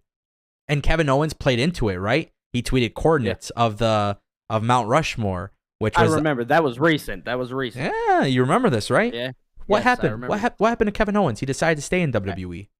And now you look at it, and now everybody's praising him. He just main evented night 1 of WrestleMania. Obviously, we look at where we're at versus where we looked. We looked 2 years ago, and you say, "Oh," because back then, obviously, everybody was like, "Oh, go! It's a great idea. Go over there." And I, truthfully, personal opinion, don't think he would have succeeded over there. And I said that in the beginning. Now, other people may have said different, but for me, I said that I don't think he would have succeeded over there. I think he would have been obviously a good wrestler. While there's people, while people are tweeting on Twitter which companies they should be signed to, they're not actually enjoying what they're doing good at. So like we can fantasy book the Young Bucks, for example, who are currently signed to AEW. We could fantasy book them in WWE all we want, all day long, and we can have some really cool ideas, especially when you look at the Usos and the New Day and all these great tag teams. We can do some really great fantasy booking. Guess what? People are going to talk shit and say, "Oh, the Young Bucks are trash," and they'll not They're not gonna be there. They're not gonna be in WWE. They're not gonna be good in WWE. Then guess what? The Young Bucks come to WWE, they're good, and you never hear it again. Because Well, it's crazy. you're just trying to crazy, shit dude. on one company or the other. Right, exactly. And what I'll say to that is it's crazy as a fan, personally, right? How much we really do sometimes change our opinions. And I'm not saying that everybody's opinion is right or wrong, but dude, it's crazy watching how much, like, like you said, when Kevin tweeted out the coordinates and stuff. Yeah. Oh, yeah, don't go. And now we're over here praising him as a top star in WWE. You know what I mean? It's Look what he did at how WrestleMania fast- last year, bro. Yeah, with Stone Cold. So It's crazy to actually think like, yeah, no, our opinions, and I'm not saying ours or anything, but just people in general, our opinions, they change like crazy. And I guess that's the good thing of being able to have an opinion, right? Yeah. But I don't think everything, I guess, needs an opinion. I think sometimes we need to just let things play out. it'll never be that way. No, it won't. Billy, And I've been doing this since 2008, bro. I'll never be that way. I can specifically tell you in a million different scenarios of people who were just saying things like about talent getting buried and stuff like that. And it goes back to the I feel like we just spew shit out of our ass. It goes back to the Jay White thing. Oh, Jay White, they would change his name, he would be buried. It's not that. We just don't want to see certain things go well. We wrestling fans like to gatekeep. Wrestling fans they like to be outraged. You like to see the chaos. To be honest with you, that's the worst thing that happens in wrestling. Yeah. I get it. I get a lot of people say, oh, well, back in the day, this, and this happened. To be honest, like, that's cool. That was back in the day, dog. It's 2023. We got social media. We got advertising. We got TV deals on the line. We got to make sure our business is running A-okay. I don't give a fuck. Families to feed. Back in the day, they didn't have TV, bro. Back in the day, they were just trying to sell local tickets to draw, and that's great. That's important to the history of pro wrestling, but it's a different world right now. And I think you need to respect the history of pro wrestling. But the backstage stuff should kind of be kept backstage in the sense of the drama and the fighting and the tribalism and all that shit. Because, Billy, Cody Rhodes left AEW. Yeah. The amount of negative comments I got because I quadrupled down on Cody going to WWE. Man, you remember you really that? did. Yeah, dude. I remember that clear as day because I remember you told me too. You were like, dude, so many people, this, that, and the third. I was like, man, like, are you sure you're right? I knew 1,000,000% I was right. I questioned you. I knew 1,000,000% I was right. That's the cool thing, and people who are following my channel will really seem to learn. In 2023, I'm going to change the entire wrestling landscape because I just have the work ethic to do it. It's a big statement. I have the work ethic. I don't think a lot of people are willing to outwork me, right? So the thing is, you have people who are reporting Cody Rhodes is going to WWE, and you have people reporting Cody Rhodes isn't going to WWE. The conversation doesn't become about Cody Rhodes possibly or maybe going to WWE. The conversation becomes, hey, Cody Rhodes is going to be a failure in WWE, or Cody Rhodes is going to be successful in WWE. Now, let me say this, Billy, because this is how I knew I quadrupled down on the Cody Rhodes stuff, and I remember I sat there, and Cody Rhodes showed up, and I got emotional. The first time I ever got emotional over wrestling. And the reason why I really did too. I remember, not because of the moment. I knew the moment was happening, but I remember how many people told me if this isn't true, we'll never watch your content again. Not because of breaking news or not breaking news. It had zero to do with like the news aspect.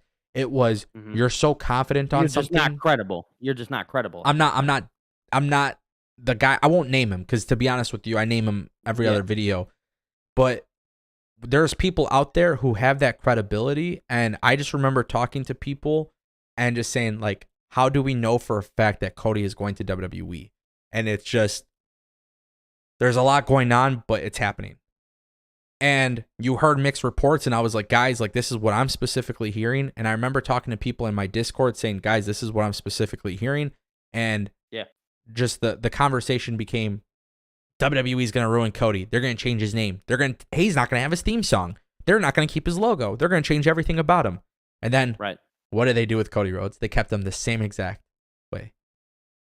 Yeah, dude. They didn't make a change. No, so they didn't change a thing about him. Billy, they didn't change a song, nothing. So if Twitter and YouTube and reporters say that WWE is going to change Jay White, I'm not saying it's impossible, right?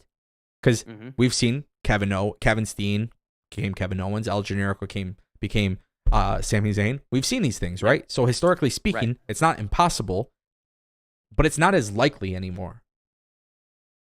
No. And especially with Triple H running it, obviously things feel different. So my point that I've been trying to make, dude, is it's not Jay White. There's no guarantee that he's coming to WWE. It's a fun fantasy booking situation. And I do go back to some news back when, and I spoke about it on the roundtable. And I like to present my information by presenting actual facts, not opinions. I have opinions. My channel is an opinion channel based on the latest news, rumors, and everything going on in wrestling. But if I'm going to have an opinion, it's based on the facts that are out there.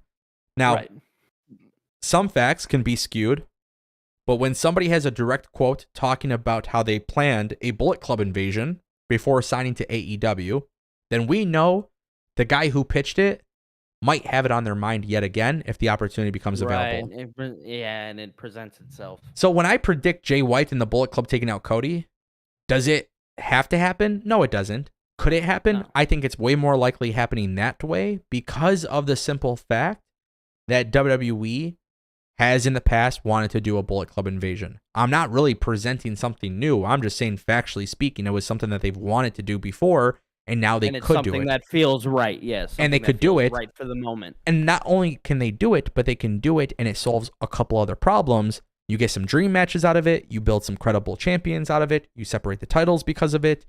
There's a lot of benefits to it. So for me, I've always kind of believed that.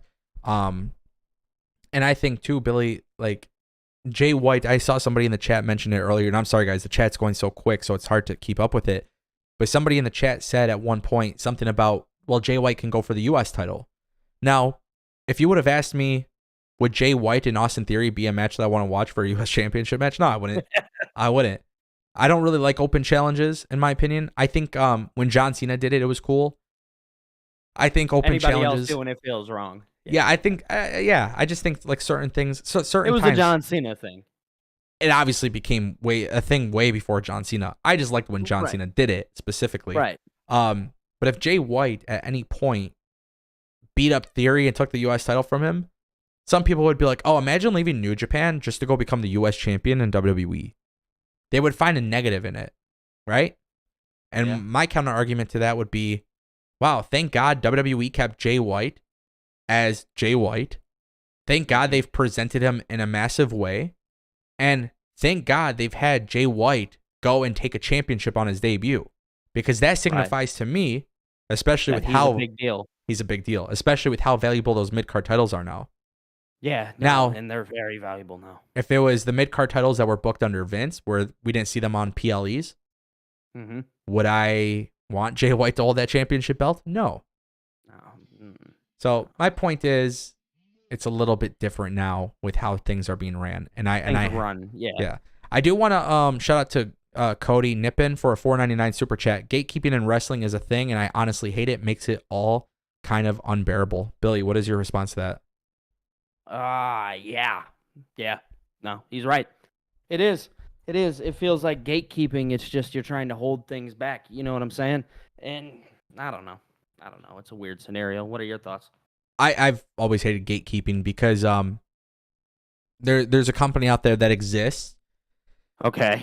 And they do it on both sides. But with this company, I've seen that a lot of their fans specifically don't want to see Goldberg in their company. They don't want to see. They don't want to see anytime a WWE name gets brought up. They don't want to see that person going there. Don't want. And to be honest, I always found that to be a very questionable decision because wouldn't you want that company to sign somebody who we know is like actual proof? A big deal and chances are could possibly thrive. Yeah, it's a selfish thing. And, for egos what though? Exist in the for world. What though? Ego. Why would fans want it? Like, why would fans gatekeep a wrestling promotion's overall growth? Like, to be honest with you, and it's so sad because there's two different companies, right? There's two different companies. You got one that books their show for advertisers, network partners, and for the board members. And then the last on that list is the fans. The other wrestling company books for Twitter. That's the truth. I'm not lying. Oh. In my humble opinion, they book for Twitter.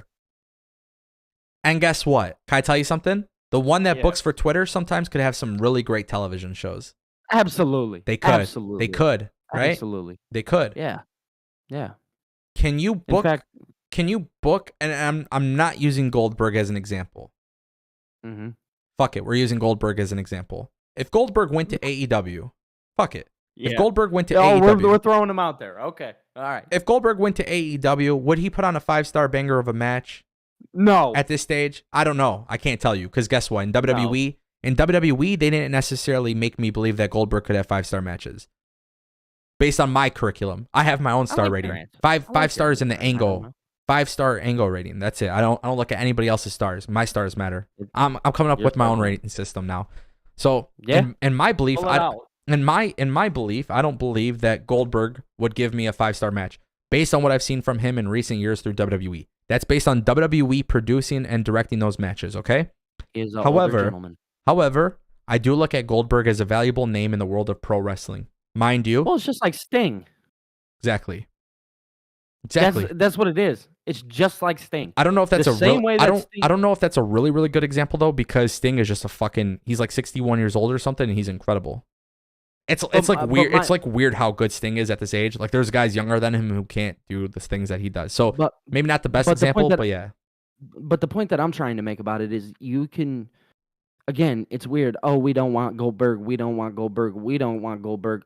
Well, you don't want Goldberg the wrestler. What about Goldberg the human, who obviously has tradition with the network TNT, right? Obviously, there's tradition there.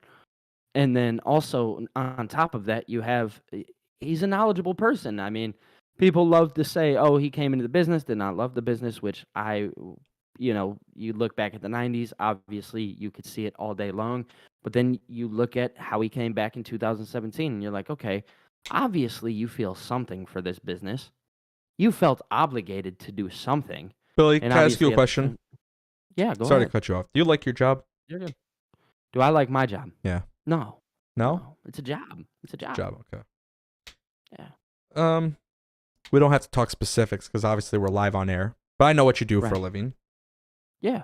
If you walked in and you told your boss you didn't like the direction they were going with your job and everything you do for your job, what do you think your boss's reaction would be? That's a good question. I mean, I feel like personally, my boss would try to hear me out. Do I think he would change anything? No, I think he has a structure that works well for himself. Okay. So you don't really think your boss will change much, right? No, I don't. Billy, let's say you made your boss $1 trillion, and you go to your boss and you say, "Boss, I'm not happy here. Okay. I don't like the direction that you're giving me. I don't feel like I have room to grow in this company, but I'm making you $1 trillion." Yeah. And your boss sits there and says,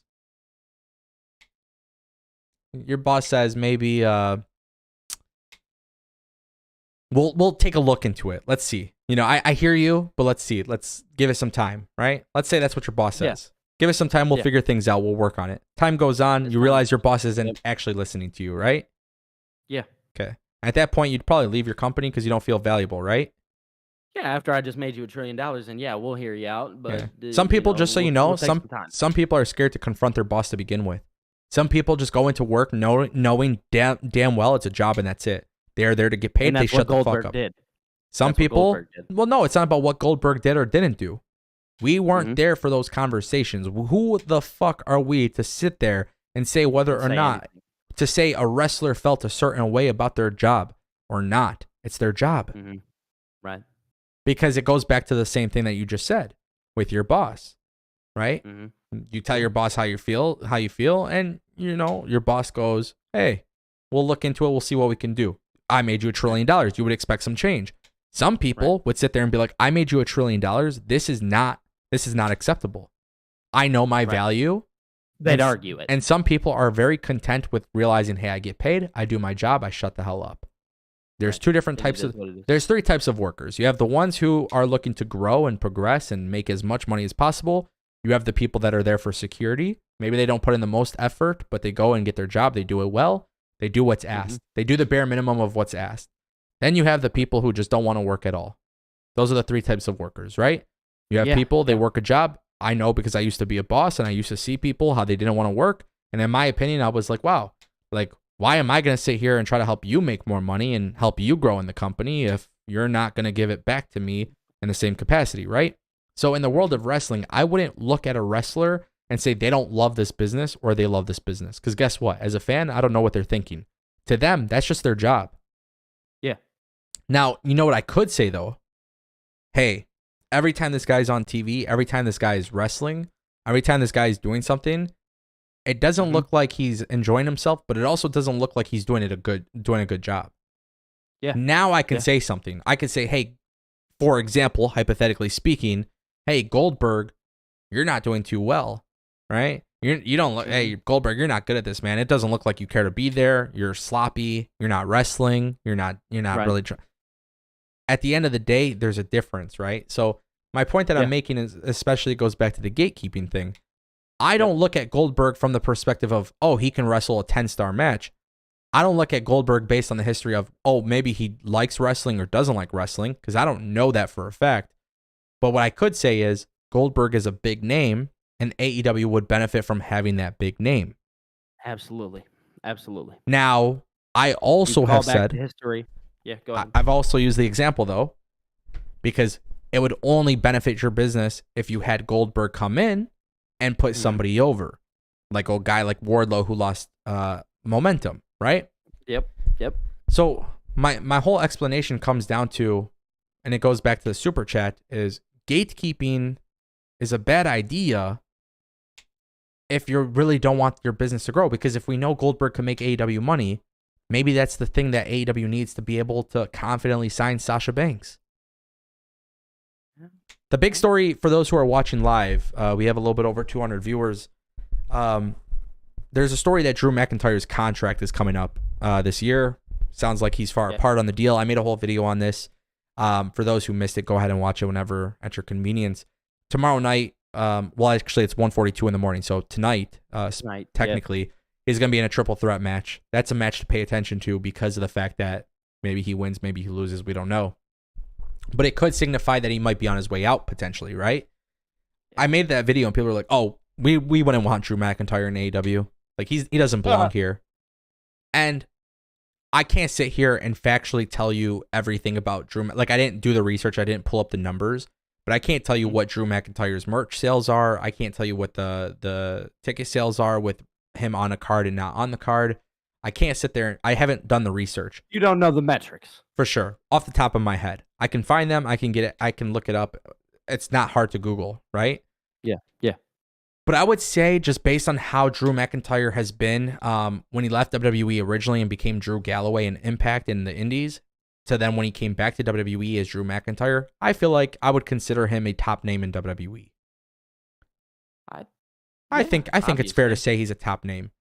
So if I was Drew McIntyre, I think we're starting to see the same thing that we saw with Kevin Owens not too long ago, where might be far apart on a contract, and you'll see reports of Drew McIntyre going to AEW. Leaving. Yep, and they're going to run rampant. And then realistically, what this means is Drew McIntyre is probably just trying to get more money from WWE because he actually likes his job, despite the fact that a whole bunch of trolls on Twitter says he's depressed and hates WWE. Right. So this is why you can't listen to what other people think of how people actually think and feel. You got to get it straight from the source. Drew McIntyre probably won't come out publicly and be like, guys, I hate WWE.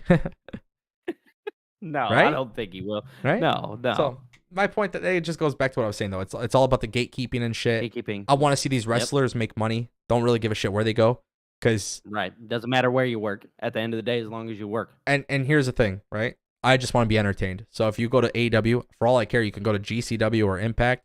If you're not entertain me. Yeah, and if you're not, I just won't watch it. Yeah.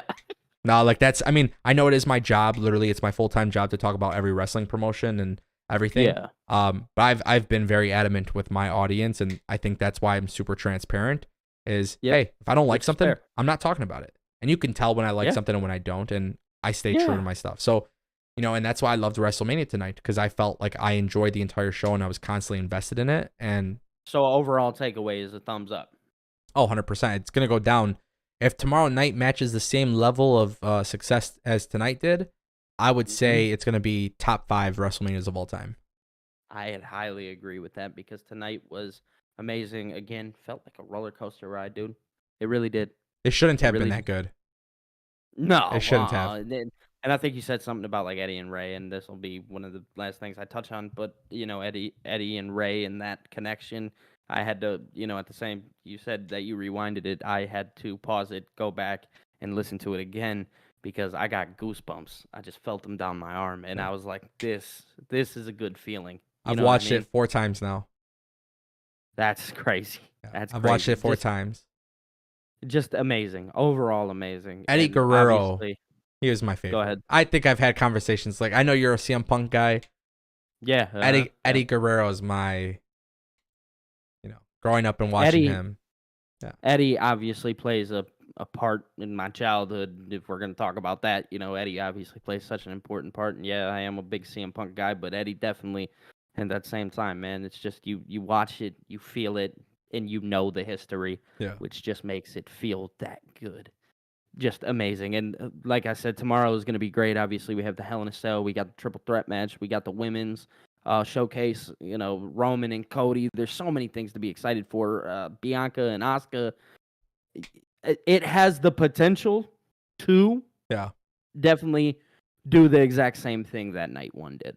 Yeah, and I don't want to talk about surprises. Obviously, we know last year and this year, it's very clear that WWE loves doing impromptu stuff that they're not advertising. Which I think is cool because they're not sitting here clickbaiting you to watch it and telling you, oh, we got a whole bunch of surprises. Like, they're just doing them. LA Knight.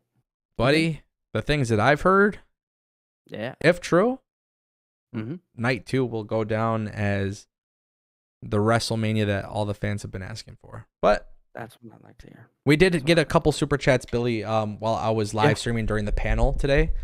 And I wasn't able to answer them, but I wanted to get some of your opinions on them because I promised I would shout them out. So just really quick, King Chris 38, shout out to you. He dropped a $5 super chat just telling me how much he loved my collab with everybody. They want to see us do the roundtable more often.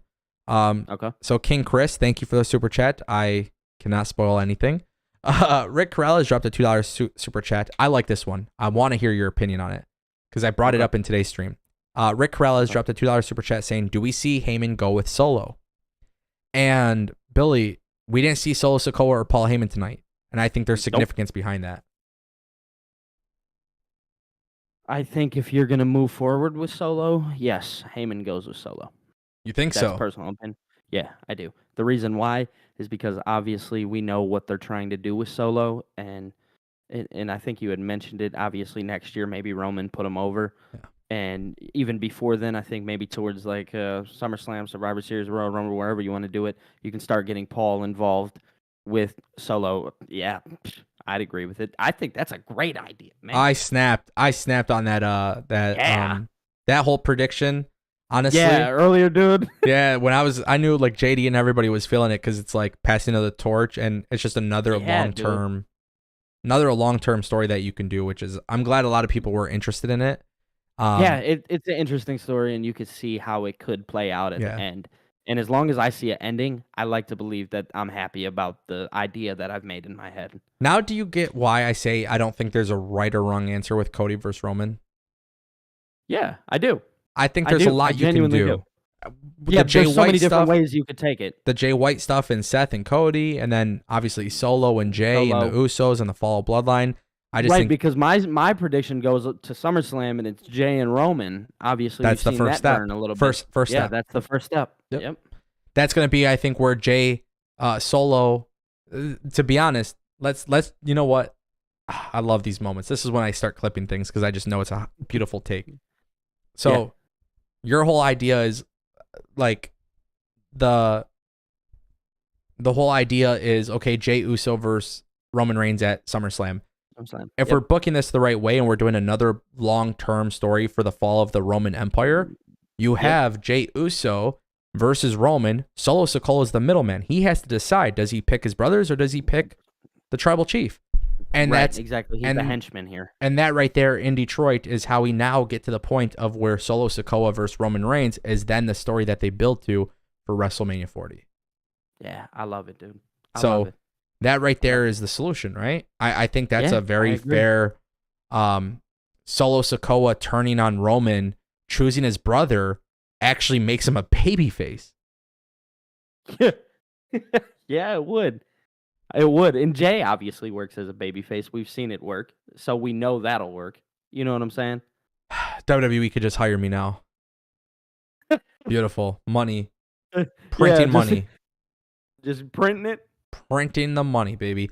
Okay, I'm glad though. I'm glad we're talking about this. Thank you, Rick, for the super chat. Albert dropped a super chat. He said, "Love the panel. You guys need to do more collaborations together. Great wrestling." So, wait, hold on. What?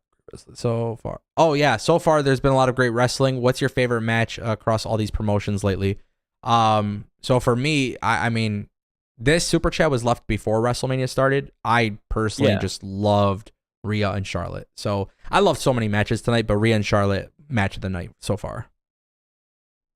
For me, it was definitely for me personally, I think due to emotional connection and the way that the match played out, I told a buddy of mine that the match didn't even necessarily didn't have to be good. The story was so good, and I loved every minute of it. And I felt on the edge of my seat the whole time. It was truth be told, Rey and Dom for me. Yeah, that was. So again, it's just different things for different, different things. Yeah. It's all subjective. I loved all those matches, so that was great. Yeah. Which is cool. Charlotte Again, and Rhea, by the way, was amazing. Billy, this is the time of WrestleMania where it's like, okay, every match pretty much delivered. So you have to pick one match over another, but you love that match as well. It's hard. Like, It is. I'll be honest, like not to blast ROH, because I actually enjoyed Supercard of Honor, but there was not one match on Supercard of Honor that made me feel any sort of emotions other than Mark Briscoe and Samoa Joe. Yep. And that, because it just felt so real. Mark Briscoe going for the tag for his brother. It's just an emotional thing. But there's no other matches that happen in ROH. And it's okay because that's ROH. It's a whole different business. But what I'm saying is for this weekend, I thought that was the only match WWE got the feeling out of me. Yeah, I mean, I felt something for me. They kind of set themselves apart. And I now understand WWE, I think, at a really good rate to where it's like, hey, like here in this company, we're getting some amazing storytelling and it's character driven. And not everything, like you said, has to be a 5-star classic, just as long as I can feel something. Bro, we got some 5-star classics tonight, though. We did. And I'm not saying we didn't. Yeah. But the fact and how how just emotionally driven you feel during this time. Like I don't know. Especially like WrestleMania season in general, you just feel like you're on this high. And it doesn't matter whether Vince is running it or Triple H is running it. No, they've just turned this thing into a world phenomenon. You know what I mean? To give you an idea, and it's strictly based off of the pandemic, which I don't want to get too much into, but last year was the first time where WrestleMania felt normal since the pandemic, which made sense because it was 2022. So there was a lot of fun moments. Vince got stunnered. We had Pat and Stone Cold, and we just had some like really cool stuff. The Jackass stuff was surprisingly well done. But last year's WrestleMania was the first time life kind of felt normal since the pandemic.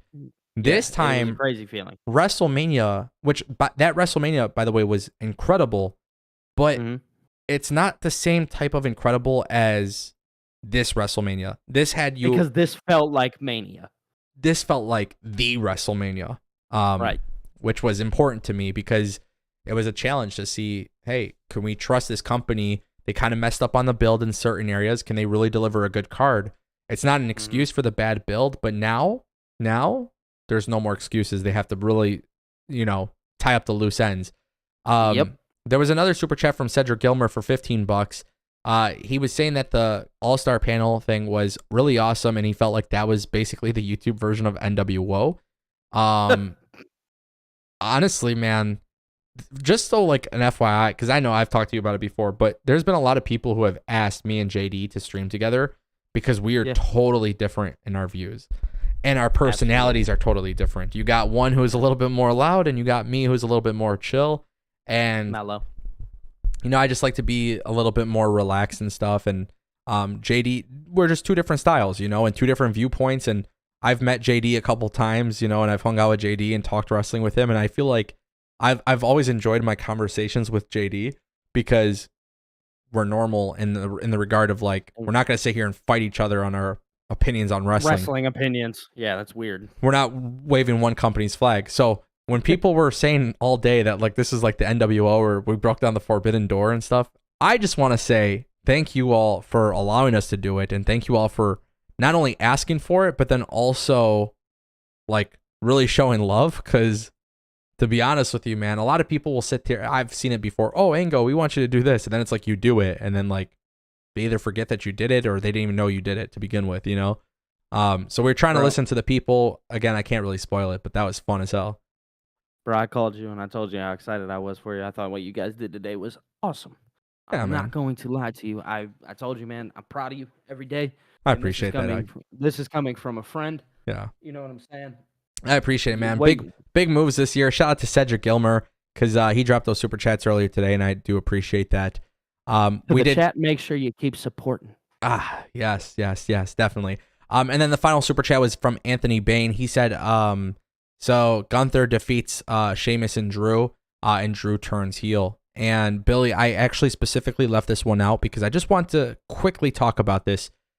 There is all these rumors with Drew potentially being out. I think maybe WWE can blur the lines here. I actually would love to see Drew McIntyre turn heel. But they've been teasing at it. There's two individuals in NXT who lost at Stand and Deliver.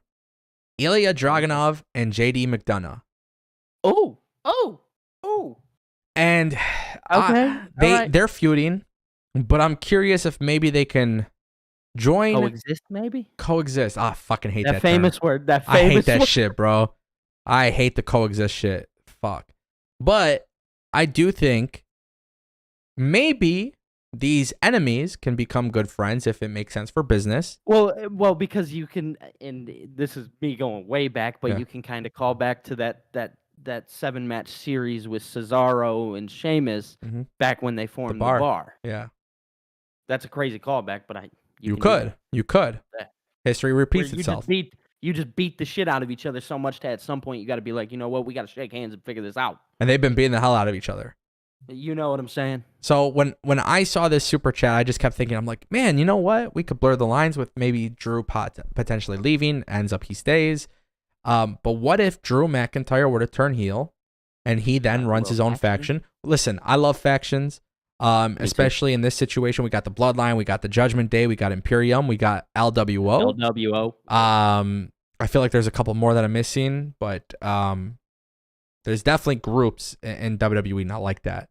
You have Maximum Male Models, right? Otis is joining them, it looks like, and he's going to be a hot supermodel. That's the gimmick. Otis.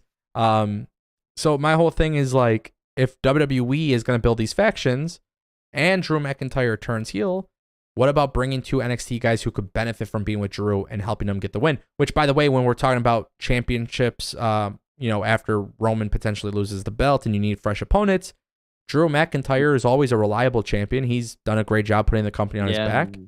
It'd be nice for something different. That pandemic era. Yeah. So I agree. You think that could work? You think those names would work? I think Ilya and JD actually works perfect. I love the best of 7 type of thing, Yeah, that was just one that I thought about because it's like, dude, they've been beating the shit out of each other. Why not go do that? And like you said, if you want to go ahead and start a faction with Drew, then yeah, that's how you do it. That's how you get these guys on the same page. Because especially like these European guys, you know what I mean? They're just so very strong and outlandish. But at the end of the day, you look at Sheamus and Drew, who have beaten the shit out of each other and just come to respect one another. Yeah. There's so many ways that you can take this, and I think that would be the way to do it. Is the best of 7 series, beat the shit out of each other so much that finally at the end you got to be like, you know what, this is it. Yeah. Thanks. There you have it. You know what I'm saying? Ladies and gentlemen, this concludes. It's 2 a.m. What a stream. We've been holding it down consistently with viewers all night. So I appreciate. Oh my gosh, yeah. I haven't seen the chat. Oh yeah, I have it all pulled up. Everything in real time is looking nice. So I appreciate everybody for stopping by. what a wonderful night 1 of WrestleMania. I'll be back night 2. Billy, this is your official invite if you'd like to join tomorrow. I will be there. Guys, Billy is not a wrestling YouTuber. He's got his own. We'll have to think about how we're going to promote it tomorrow. He is a content creator. He just doesn't do wrestling stuff. No. But Billy is also on TikTok and Instagram and stuff. Billy Davis. Yeah, I think we'll figure it out. You know, I like going back and forth with people, and I appreciate you, man. This will be very fun. So I appreciate everybody stopping by. Thank you for all the super chats, new members, all the new subscribers. We gained over 400 subscribers today. So we're getting closer and closer and closer to 60,000, and then hopefully 70,000, then hopefully 100,000. So yeah, appreciate everybody for the love. Night 1 WrestleMania, super successful. Thank you all for stopping by. Have a wonderful night, and I will see you tomorrow with our normal wrestling news videos, and then of course night 2 WrestleMania recap.